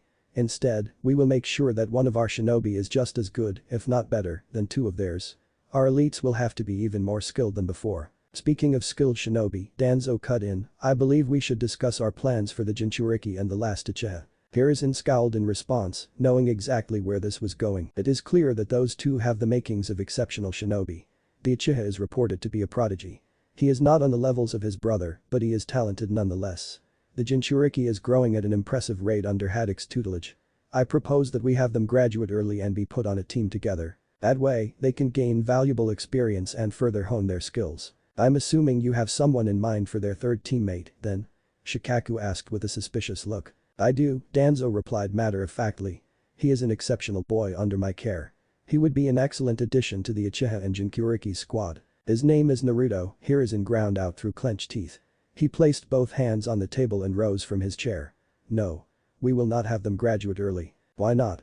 You cannot let sentimentality cloud your judgment, Hiruzen, Danzo questioned, pressing the Hokage. Hiruzen internally grimaced before steeling himself, it is callous to say, but those boys are two of our greatest assets. We must make sure they are as prepared as they can be for the danger they will encounter. We already saw that Iwa was willing to attempt to abduct Naruto from right outside the village. If we put two important shinobi on the same team and send them out into the world, they will be targeted by powerful forces. Hiruzen detested objectifying Naruto like this, but he knew that he would have to speak Danzo's language to win over the others in the room. The truth is, he did want his grandson to be as trained as possible before he became a ninja, but he also wanted him to enjoy his time as a child. He knew that Naruto had a terrible childhood, rife with loneliness, betrayal, and sadness. Now, he saw that Naruto had several friends and seemed to thoroughly enjoy his time at the academy. He did not want to take that away from him just to thrust him into a world of bloodshed and death. Hiruzen took a deep breath to calm himself and continued. As you mentioned, Danzo, Naruto is learning from Kakashi. I will tell Kakashi to increase their training, and I will encourage Naruto to bring Sasuke along occasionally so he can learn as well. Is that agreeable? Everyone in the room except Danzo nodded, who narrowed his eye at Hiruzen in frustration. The Hokage met his gaze unflinchingly, not backing down. After noticing that everyone else in the room agreed with the Hokage's plan, he relented. Danzo gave a curt nodded, earning a triumphant look from Hiruzen. Very well, then. I think that is enough for now. We have much to do. Dismissed, Hiruzen stated before sitting down. As everyone turned to leave, Hiruzen spoke up one last time. Oh, Danzo. I almost forgot, he began. Danzo paused on his way to the door and looked over his shoulder. It is Hokage-sama to you. Don't make me remind you again, he chided with a sly smirk. Danzo's lone eye narrowed in anger and stormed out of the room, leaving a quietly chuckling Hiruzen behind. 6 months later, it was an overcast day in Konoha, and Naruto sat in training ground 4, waiting for Jiraiya to arrive. He was getting rather impatient the longer he waited. Naruto was used to Kakashi arriving an hour late and giving some lame excuse, but this was different than waiting for Kakashi. He knew Jiraiya was taking a long time because he was preparing some elaborate, over-the-top entrance. That was why he had a special present prepared for when Jiraiya finally showed up. 15 minutes later, a large puff of smoke signaled Jiraiya's arrival. Behold.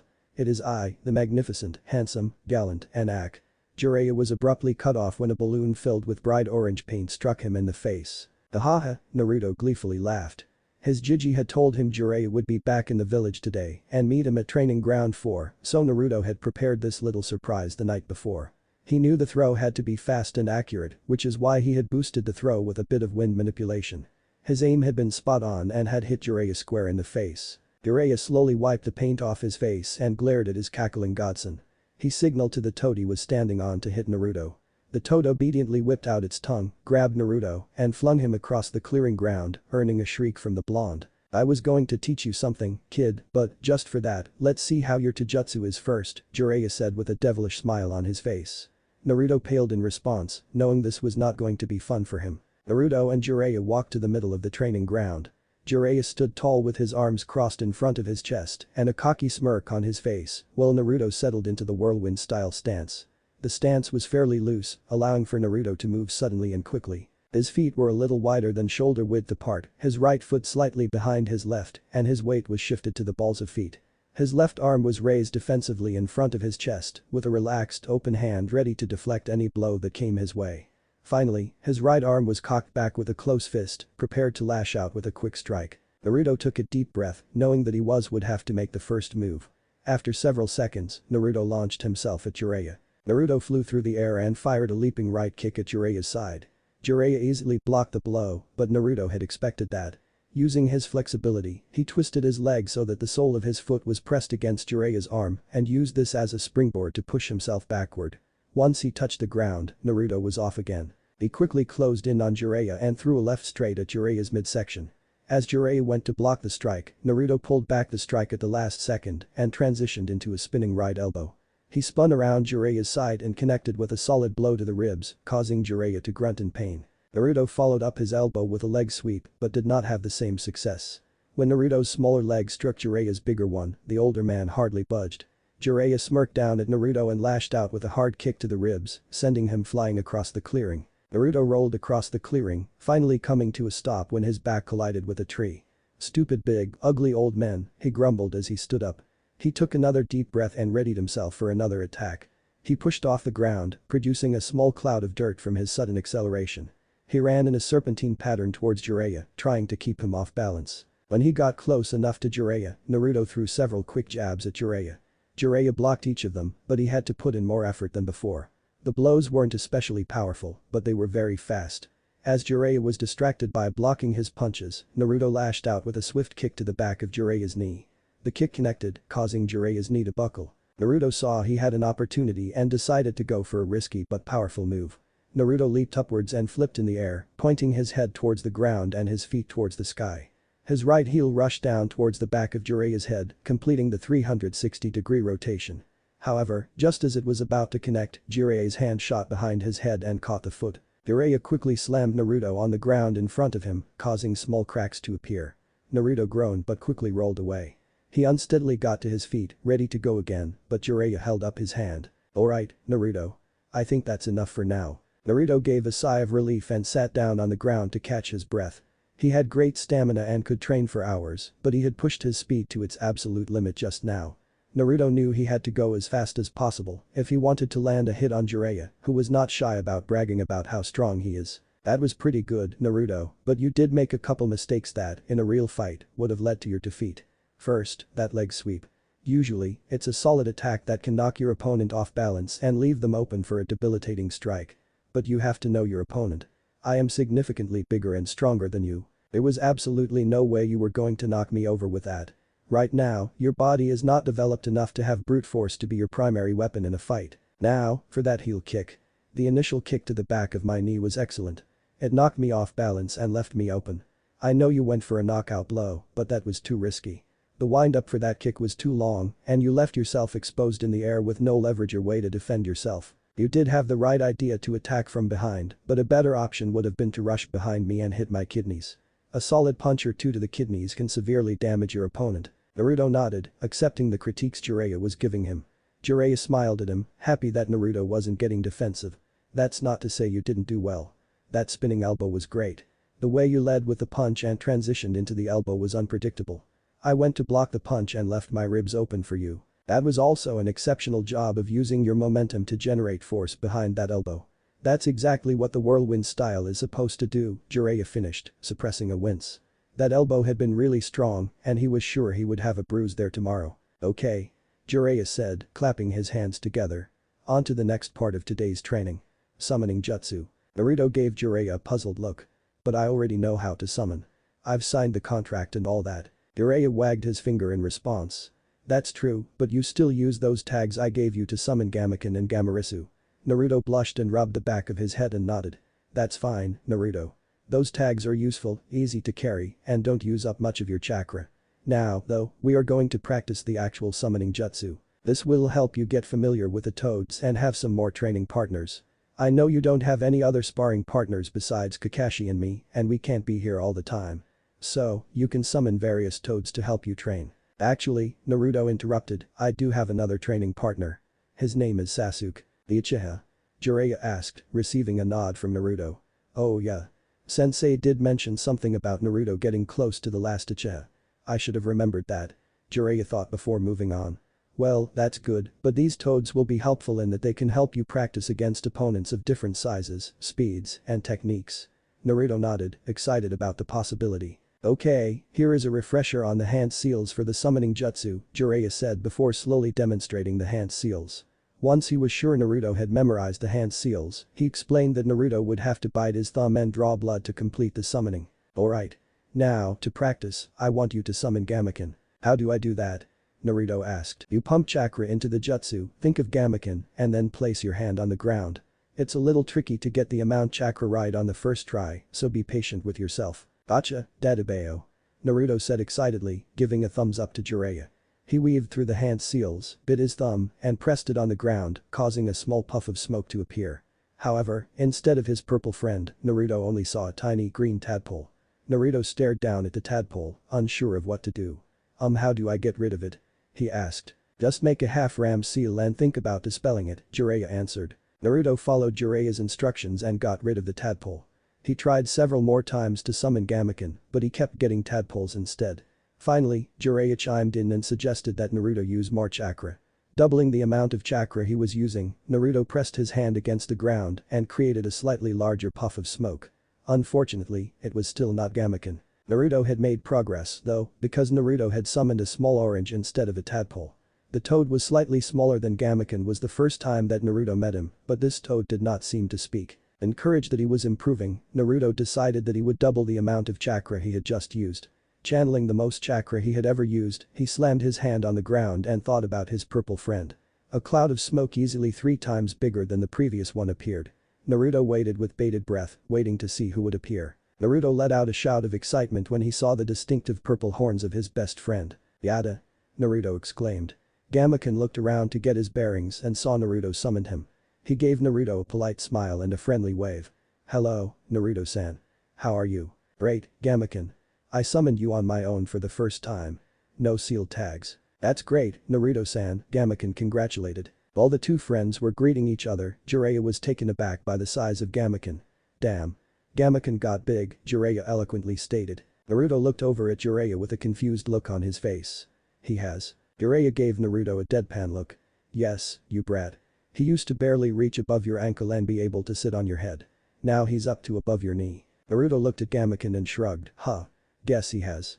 I see him almost every day, so I guess I hadn't noticed." Jiraiya shook his head at Naruto's obliviousness, but quickly moved on. "Well, I'm glad you got that down pretty quickly. Now we can move on to one of the most valuable jutsu I will ever teach you. It is a life-saving jutsu." Naruto's eyes got wide with excitement and he started bouncing on his toes. He imagined the awesome jutsu Jiraiya would teach, probably something like becoming invulnerable and letting attacks phase pass through him. Nah, that would be way too overpowered. That's ridiculous, he thought, causing a scarred man hundreds of miles away to sneeze. This jutsu is called the reverse summoning jutsu. It's the opposite of the summoning jutsu. Instead of summoning a toad to this realm, this jutsu will summon you back to the toad realm, away from danger. Naruto scowled. He hated the idea of that jutsu. A year ago, after he had fled from those shinobi trying to kidnap him, he had decided he would never run away again.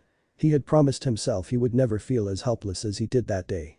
Just thinking about that day made him angry at himself and he clenched his fists in response. Jiraiya noticed the angry expression on Naruto's face. Frowning, he decided he would have to nip this potentially fatal attitude in the bud. Jiraiya reached over and harshly smacked Naruto on the back of the head. "Stop that, you idiot. It is better to live stubbornly than to die foolishly. Remember that. Do you know the story about how my team and I got the title of Sannin?" Naruto shook his head in response and Jiraiya began his story. "Years ago, during the Second Shinobi World War, my team and a squadron of Leaf Shinobi ran into Hanzo the Salamander in Rain Country. We decided to fight him, which was a massive mistake. Hanzo quickly slaughtered everyone who was with us. It took every bit of teamwork and skill my teammates and I had to hold our own against Hanzo. After a while, Hanzo stopped fighting. He was impressed by our skill and dubbed us the legendary Sannin. He allowed us to live that day and we wisely decided to leave. If we had let pride get in the way that day and foolishly kept trying to defeat him, we definitely would have died. There is no doubt in my mind." Naruto's eyes widened in response. He knew Jiraiya was a powerful shinobi and he thought his sensei never lost a fight. To hear that he and his legendary teammates had been so thoroughly defeated by one man was eye-opening for Naruto. After several seconds of hesitation, Naruto eventually nodded. Jiraiya smiled in response to Naruto's acceptance of his lesson. "Good. The hand seals for this jutsu are easy to remember. They are the same seals as the summoning jutsu but in reverse. However, you should only use this as a last resort. You won't be able to summon yourself back to where you were. Only toad summoners, me, or people you allow can summon you. For me, I let the Hokage summon me and can send toads to him if I need to. I'll show you how to do that later," Jiraiya finished. Naruto nodded in understanding and decided he would let his Jiji summon him. Naruto practiced the hand seals to get the flow down but did not complete the jutsu. Jiraiya told him not to go to the Toad's realm right now because they had more to do.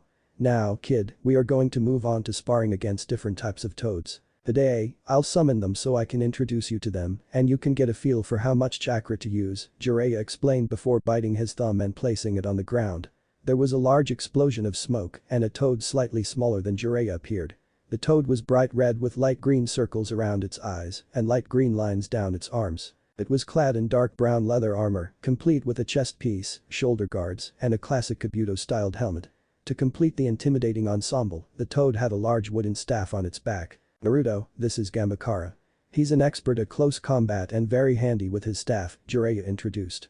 Naruto gave a friendly wave to Gamakara, who returned it with a slight nod. "Before we start the spar," Jiraiya began, "I think it would be a good idea if you practiced fighting with the toads as well, Naruto. So, why don't you and Gamaken practice working together in a fight? Sound good?" "Yeah. Sounds great.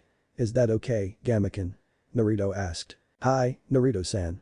That sounds good to me," Gamaken plainly replied. To most, it would seem that Gamaken was not excited for the spar, but Naruto knew better. He knew his friend was pretty reserved, so he knew how to read him. Like now, Naruto could tell by the way Gameken was subtly fidgeting that he was barely containing his excitement for the spar. Naruto and Gameken moved to the middle of the training ground and waited for Jiraiya and Gamakara. "I'll officiate this spar and make sure nobody gets hurt. Ready?" Jiraiya asked, receiving a nod from all three. "Alright, then 3, 2, 1, go," he yelled, chopping his hand down. Line break. 3 hours later, a bruised and exhausted Naruto and Gameken sat under the shade of a tree on the side of training ground 4. They had sparred against 4 different toads that afternoon, all varying in speeds, strength, and fighting style. In Naruto's opinion, the most annoying one was the small quick toad that kept firing off water jutsu from a distance. He couldn't get close enough to hit her, and he was soaked as a result. Gameken and Naruto had pulled off some pretty impressive moves, though, during the spars. Naruto's favorite came during their first fight against Gamakara.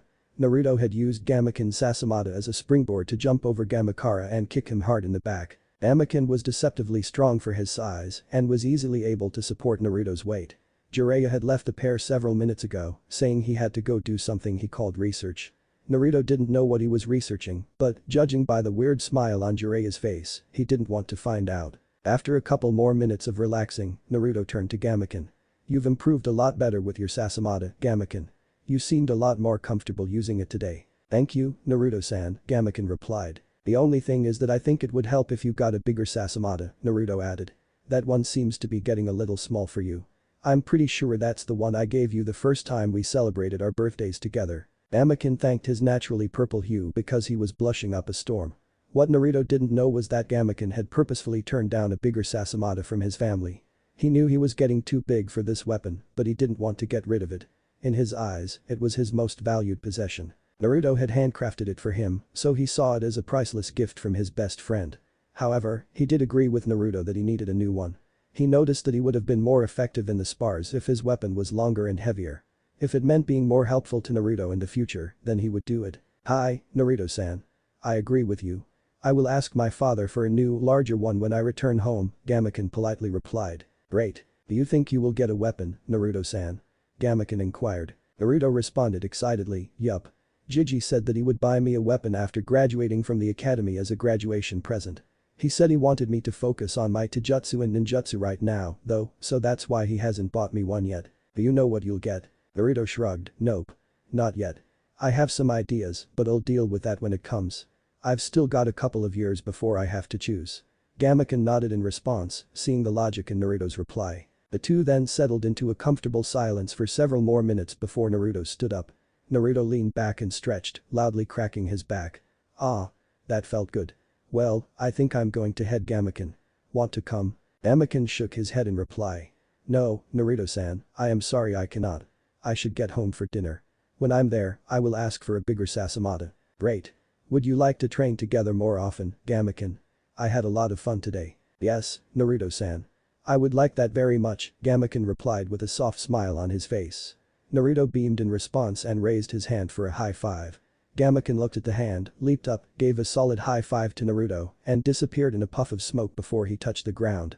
Naruto gave one last smile before turning around and jogging out of the clearing, excited for the future. 6 months after the previous chapter, it was a beautiful day in Konohagakure, and Naruto was basking in the sunshine outside the academy. It was getting later into the year, and Konoha's winter was right around the corner, so Naruto was enjoying one of the last lovely days of the year. Naruto had celebrated his 10th birthday a couple of weeks ago, and he was currently wearing the present he got from his Jiji. The Hokage had mentioned that Naruto's clothes were getting a little small on him, so he had bought him a new set of shirts and jackets. His Jiji knew how much he liked the color orange, so he got him a collection of orange short-sleeve shirts with black stripes, shoulders circling the bottom of the shirt and the collar, and running down the sleeves. For colder weather, he had also bought him a light jacket with the opposite color scheme. The jacket was primarily black with orange stripes circling the collar and bottom and running down the jacket's long sleeves. Naruto absolutely loved his gifts. He never would have mentioned it to anyone, but his orange jacket was getting a little beat up. Due to being an orphan who had to be self-reliant and provide for himself, he never liked asking people for things. When he'd ask for something at the orphanage, he was ignored more often than not. Once he moved out on his own, Naruto was determined to provide for himself and be independent. It was one of the many lessons he'd had to learn as a young, lonely orphan. Naruto's relaxation was interrupted by the academy bell signaling the end of lunch. Naruto groaned and started to sit up, annoyed that he had to go back to his stuffy classroom. An outstretched hand appeared in front of him and Naruto looked up to see Hinata's smiling face. "Want a hand, Naruto-kun?" Naruto smiled and gratefully took her hand. "Thanks, Hinata-chan." The two then started walking towards the academy doors in silence. Naruto had closed his eyes to enjoy the last bit of sunshine, so he didn't notice Hinata fidgeting next to him. Hinata had gotten much more comfortable around Naruto since they started the academy. She frequently hung out with him outside of class, so she felt more relaxed around him. Unfortunately for Hinata, her stuttering occasionally reappeared when she wanted to ask Naruto something important. Today was one of those times. "SON Naruto-kun," Hinata began, internally cursing herself for stuttering. She took a deep breath to calm her nerves and continued. "We have a big history exam tomorrow. Would you like to come over to my house to study? I noticed you didn't get a great score on your last test." Hinata paused and widened her eyes, realizing what she said. "And not that that's a bad thing," she hurriedly added. "Ah, it's okay, Hinata-chan," Naruto laughed, instantly easing her nerves. Naruto's smile quickly transformed into a pout and he grumbled, "It's just history is so boring. I'd much rather practice useful stuff like ninjutsu or taijutsu," making Hinata giggle. "Come on, Naruto-kun. It will be more fun and easier if we study together," she encouraged, this time without stuttering. She had calmed down after Naruto's assurance that she hadn't offended him. Naruto shrugged and smiled at Hinata, "Sure. Why not? It can't hurt." Hinata beamed at Naruto in response. "Great. We'll walk to my home together after school ends," she exclaimed, internally cheering and doing a happy dance. Hinata's smile refused to leave her face, even as she and Naruto walked through the academy's doors and settled into their seats for the remainder of the day. "And that's how I snuck into Hamada-sensei's office while he was sleeping and dyed his hair orange," Naruto exclaimed with a proud smile as he and Hinata exited the academy. Hinata burst into giggles after Naruto finished his story about the most recent prank he had played on their sensei. About a year after they started the academy, Naruto began playing pranks on some of their senseis. Naruto had tried to be kind and polite to his senseis to gain their favor, but that hadn't gotten him anywhere. Eventually, Naruto gave up on trying to win them over and decided to have fun instead. After a little bit, he found that these pranks were an excellent way to work on his stealth skills and get a little, mostly harmless, revenge. Naruto and Hinata continued chatting as they walked towards Hinata's bodyguard, who was dutifully waiting for them outside the academy gates when they were interrupted by a shout from behind. "Hey. Naruto. Wait up." Naruto turned around to see who called him and saw a smiling and waving Ino walking towards them. Naruto smiled and greeted his friend, "Hey Ino. What's up?" Ino gave a bright smile when she stopped in front of Naruto. "I was wondering if you would like to come over to the flower shop today. We got some new flowers and plants imported from Tea Country and I know how much you love to see the new arrivals and help us organize them. Daddy told me we were even going to get some really exotic orchids." Naruto's eyes lit up with excitement. He really did love to see the new arrivals. Once since he started living on his own, he had taken to gardening. He loved being in and around nature and the flowers helped brighten up his small apartment. However, he quickly remembered his plans with Hinata and Naruto never went against his word. Growing up as a poor orphan, Naruto didn't have much, but the one thing he did have was his word. If Naruto said he was going to do something, he did it. Naruto smiled apologetically at Ino, "Sorry, Ino, I can't today. I already told Hinata-chan I would go over to her house to study for the history exam tomorrow. Maybe next time, though." Behind Naruto's shoulder, Hinata smiled victoriously at Ino. Ino returned the look with a sharp glare and the two held each other's gaze for several seconds. Stuck in the middle of the heated exchange, Naruto was blissfully oblivious to this interaction because he was busy saying goodbye to Shikamaru and Choji. Deciding to further rub salt in the wound, Hinata tapped Naruto on the shoulder to get Naruto's attention. "Ready to go back to my place, Naruto-kun?" Hinata cheerfully asked. Naruto looked at Hinata, unaware of the tension between the two girls, and smiled, "Sure, Hinata-chan." Naruto then turned to Ino and looked at her apologetically, "See you tomorrow, Ino." Ino stopped glaring at Hinata and gave a pretty smile to Naruto. "Definitely, Naruto. And don't worry. There will be plenty of other flower deliveries for you to help with," she said, putting extra emphasis on plenty. Ino seemed to direct the last sentence more at Hinata than Naruto, but he didn't notice. Instead, he just grinned and gave her a thumbs up. As Naruto and Hinata turned to leave, Hinata stuck her tongue out at Ino, earning her a parting glare from the girl. Naruto and Hinata amicably chatted on their walk home, while Hinata's bodyguard stoically walked beside them.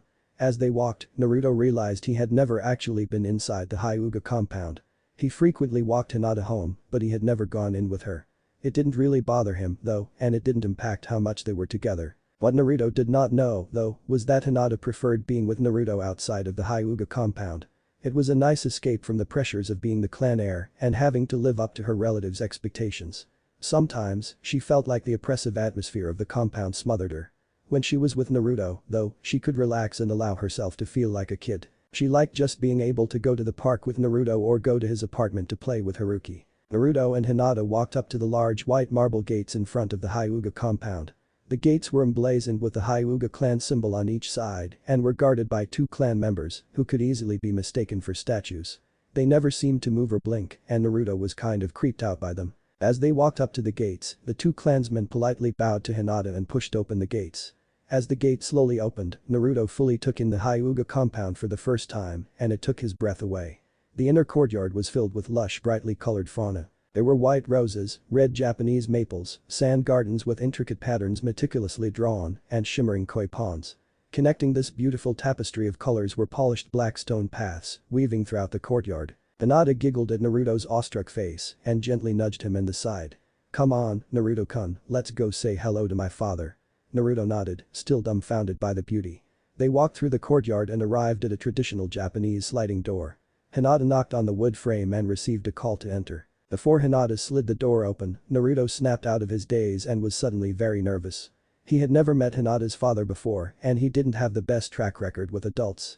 Hinata was one of his best friends and he really wanted her dad to like him. He didn't think he could handle having Hinata's family reject him. The door slid open and Naruto and Hinata walked into her father's office. The room was sparse but elegant. There was a large desk that was low to the ground in the center of the room. In front of it was a mat with 2 small pillows for people to kneel on. Behind the desk was a large detailed painting of the Hyuga clan symbol. Kneeling behind his desk was Hinata's father, who looked up from his work and regarded the 2 entrants. "Hello, father," Hinata said with a polite smile and a short bow. "Naruto and I are going to study together for our history exam tomorrow. We will be in one of the training rooms near the right side of the courtyard."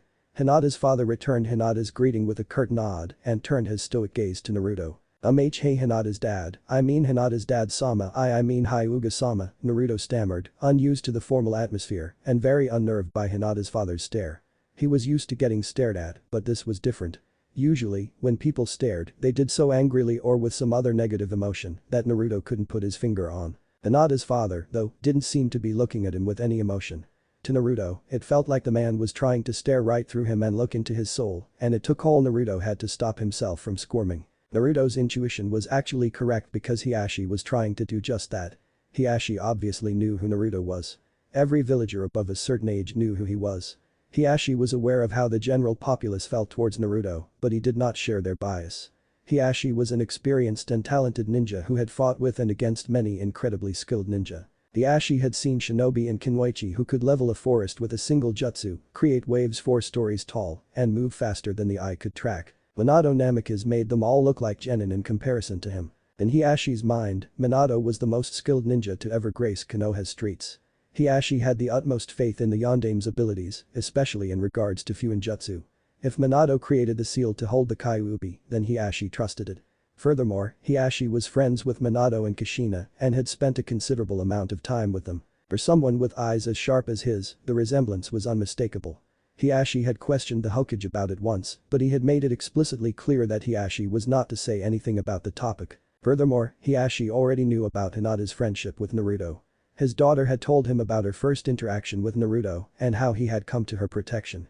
After that day, Hinata had slowly started coming out of her shell and gaining self-confidence. She was finally beginning to have the temperament a clan heir needed. Hiashi had tried to drill these virtues into her when she was younger, the same way his father had done to him. Unfortunately, Hinata was resistant to these methods. Reprimanding and criticizing did not work with her. Rather, she needed a more gentle and encouraging hand, at least in this stage of her development, and she found that in Naruto. After what felt like an eternity to Naruto but was only several seconds, Hiashi slightly bowed his head to Naruto. "Greetings, Naruto-san. Thank you for protecting my daughter all those years ago. The Hyuga clan owes you a debt." Naruto blushed and sheepishly rubbed the back of his head as he stared at the ground, unused to being praised by strangers. It was nothing. "I'm just glad I could help Hinata-chan and become friends with her." Hiashi nodded in his head in understanding and looked at Hinata. "Thank you for coming to greet me, Hinata. Now, I must get back to work. I will see you for dinner," Hiashi stated and resumed his paperwork. Naruto blinked in surprise at the sudden dismissal, causing Hinata to suppress a giggle. "Of course, father. I will see you then," she said with a small smile. She gave a small bow to her father and elbowed Naruto in the side to do the same. Hinata then lightly gripped Naruto's hand and led him out of her father's office and into the courtyard. After Hinata closed the sliding door, she looked at Naruto sympathetically. Sorry if my father came across as harsh, Naruto-kun. That's just the way he is. After my mother passed, he became more reserved and strict. Hinata hesitated when she mentioned her mother and Naruto saw sadness flash across her eyes. However, before Naruto could ask, Hinata started speaking again, this time with a small smile. Underneath it all, though, he is kind, but he cannot really show it. As the clan head, he has to be a model for how the clan should act and portray what the ideal Hyuga should be. Hinata said, adding air quotes for emphasis. Naruto nodded in understanding, internally grateful he didn't have to deal with clan politics. He opened his mouth to speak, but he was interrupted by a loud shout from across the courtyard. Hinata-ni-chan. A high-pitched voice called out. Naruto turned towards the sound and saw a little girl excitedly running towards him and Hinata. She looked very similar to Hinata, with the same color hair and same lavender-colored eyes. She was wearing a black sleeveless training guy with a mesh undershirt. Naruto wasn't sure how old she was, but she was definitely a couple years younger than him and Hinata. If he had to guess, he would say she was about 5 or 6. Hinata-ni-chan. You're home. How was your day? The girl eagerly asked. Hinata smiled warmly down at the little girl and replied, it was good, Hinabi-chan. How was your day? It was okay. Father had me. She trailed off at the end, finally noticing the other person with her sister. She turned her full attention to the blonder boy and abruptly asked, who are you? Naruto grinned at the girl and replied, I'm Naruto Uzumaki, Dadabeo. Nice to meet ya.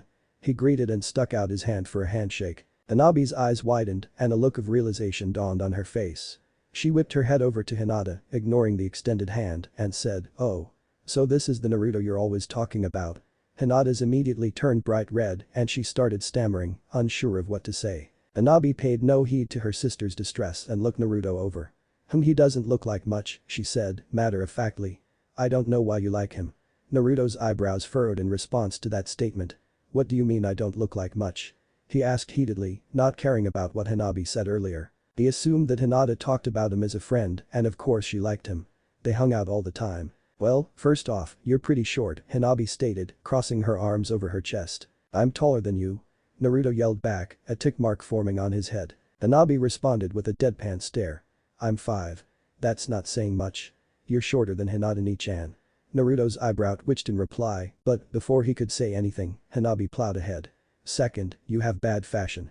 Orange is an ugly color, Hinabi nodded her head to emphasize her point. Now it was Naruto's turn to turn red, except this was in anger instead of embarrassment. Don't you dare insult the color orange, Dadabeo. It's a fantastic color. Also, if anyone's short, it's you, short stuff.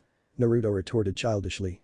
Having recovered from her embarrassment due to her sister and crush's argument, Hinata stared at Naruto with a puzzled look. That definitely wasn't one of Naruto's best comebacks, she thought. However, it certainly got under Hinabi's skin. The young girl scrunched up her face in disgust. Don't call me that. She snapped. I am the daughter of the clan head. You will call me by my name. She demanded. Seeing that he had struck a nerve, Naruto smirked in reply and haughtily crossed his arms in front of his chest. Nope. I'll call you whatever I want, he paused, short stuff. Hinabi stomped her foot in frustration and glared at Naruto. Hinata giggled at the exchange between the two but decided she should intervene before Hinabi got too angry. Naruto-kun, why don't we go study for the test now? She asked, gently guiding Naruto towards the other side of the courtyard. Sure thing, Hinata-chan. See you short stuff. Naruto called over his shoulder as he turned to leave, making Hinabi glower at his back. After they crossed the courtyard, they walked into an open training room and settled down to study. Alright. So what's this test on? Naruto asked hesitantly, embarrassed that he had forgotten. It's on the Second Shinobi World War, Hinata helpfully supplied. It was a war between Konoha, Suna, Aim, and Iwa that was caused by growing economic disparities between the nations, caused by the treaty that ended the First Shinobi World War, Hinata recited, remembering the lecture Hamada-sensei had given them. The two friends then spent the next couple of hours studying the Second Shinobi World War, learning about the heroes that were created and several pivotal battles and events. Naruto especially enjoyed reading about Jiraiya-sensei's exploits and learning more about his legendary team. He also discovered Kakashi's father was a legendary shinobi, but he had tragically taken his own life after being shamed by the village for failing a mission. Personally, Naruto thought that Tsukumo Haddock had made the right choice in saving his comrades. Naruto didn't have many friends, but he would protect the ones he did have with his life. He couldn't imagine leaving Hinata to die. However, Naruto and Hinata's study session abruptly ended when they came across one particular battle. One of the final battles of the conflict between Suna and Konoha was fought in the Land of Rivers, the country that borders both nations, Hinata read. In this battle, a squadron of Leaf Shinobi, led by the third Hokage, ambushed a heavily entrenched Suna camp that had been encroaching on the Land of Fire. The Leaf Shinobi attacked the Suna camp at sunset and both sides suffered heavy casualties. However, Konoha ended up the victor due to the third Hokage defeating Ryuozu of the Billowing Sand. 1. Whoa. That's awesome, Naruto exclaimed. He must have been really strong to fight against Jiji. He was. The book says that he was renowned for his mastery of sand jutsu and wind ninjutsu. He would use his mastery of wind ninjutsu and sand to create sandstorms to blind his enemies and attack while they couldn't see. That's how he got his nickname, Hinata added. To counteract these abilities, the third Hokage used a combination of water and fire ninjutsu. It says here that he used several water jutsus to make Ryuozu's sand heavy and slow. Also, it was this battle that created the famous glass plane in the Land of Rivers.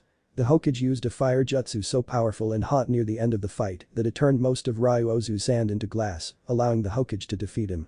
Man. That sounds like an epic battle. I wish I could have seen it. I wonder how that Ryuozu got so strong. Hinata shrugged. I'm not sure. This book is mainly about Konoha history, so it doesn't say much about Ryuozu. It does say he was a Jinchuriki, so maybe that's why he was so strong. Naruto froze. The word Jinchuriki brought up a memory he had suppressed for a long time. Now, Konoha's Jinchuriki, you will be coming with us. If you resist or try to flee, we will immobilize you. Painfully. One of those Iwa shinobi who tried to capture me called me a Jinchuriki. Hinata. What's a Jinchuriki? Naruto shakily asked. Hinata didn't know why her friend seemed so strange, but she acquiesced and flipped to the glossary at the end of the book. Jinchuriki, literally meaning power of human sacrifice, are humans that have tailed beasts sealed within them. They often exhibit extraordinary powers due to the immense chakra reserves they possess. Naruto paled considerably and started shaking. No. It can't be. They must have been wrong. Naruto tried to convince himself, but he kept hearing voices in his head. Demon, get out of here before you hurt someone. Stay away from him, honey.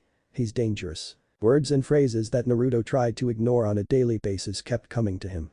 Pieces to the puzzle of why people hated him kept snapping into place, no matter how hard Naruto tried to stop them. No, he kept internally repeating.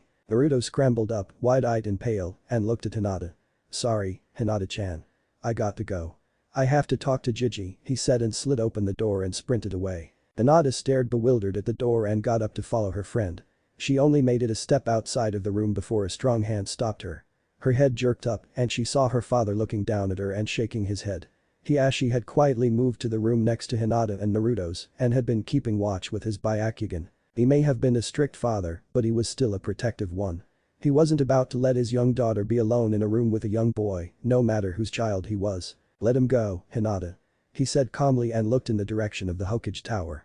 He has an important conversation to have. The sun was starting to set over Konohagakure and it bathed the Hokage's office in orange light.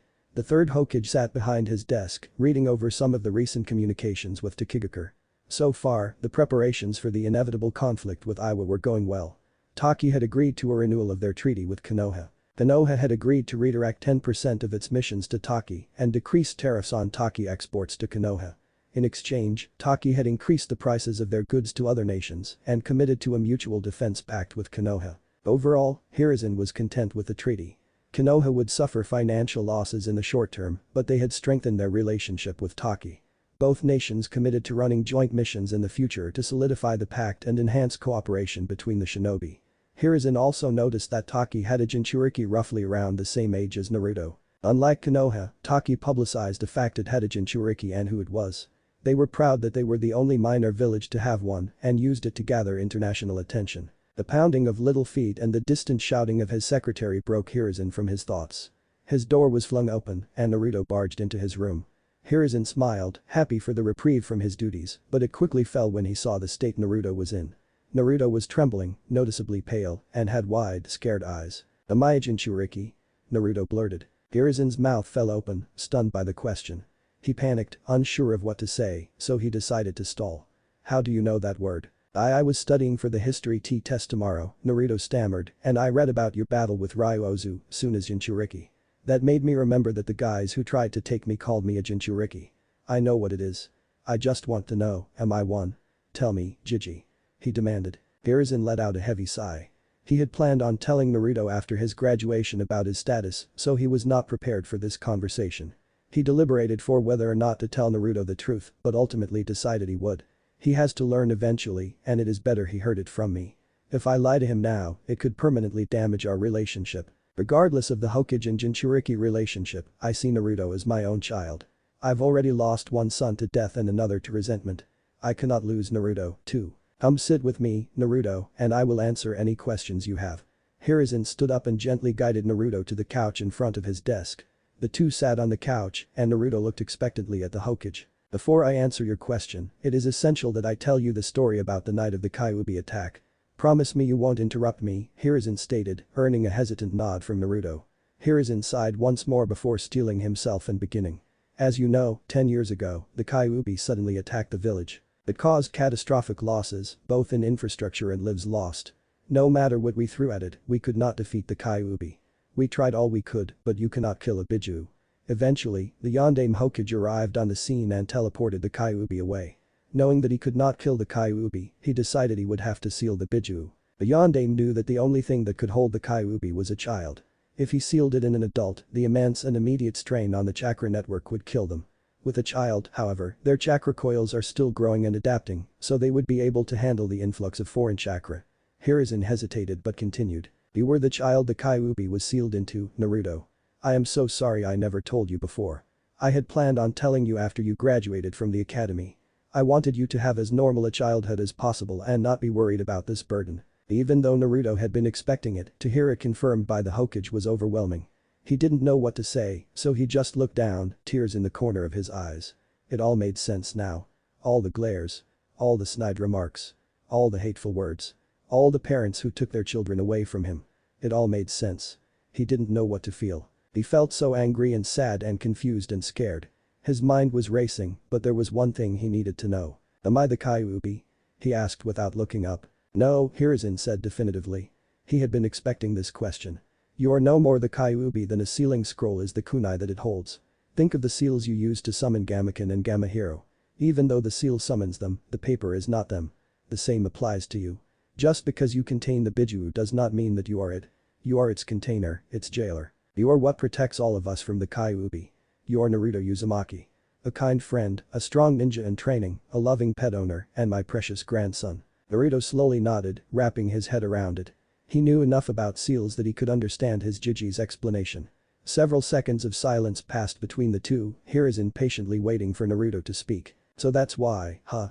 Naruto whispered, tightly clenching his fists, tears starting drip down his face. That's why people don't like me. That's why people avoid me. That's why I'm not allowed in some shops. Because people blame me for something I didn't do. Because they're too stupid to know that I'm not what I contain, Naruto yelled, his voice increasing in volume as he spoke. At this point, tears were openly streaming down Naruto's face, years of emotional abuse finally pouring over. Hiruzen leaned over and wrapped Naruto in a hug, allowing his grandson to stain his robes with his tears.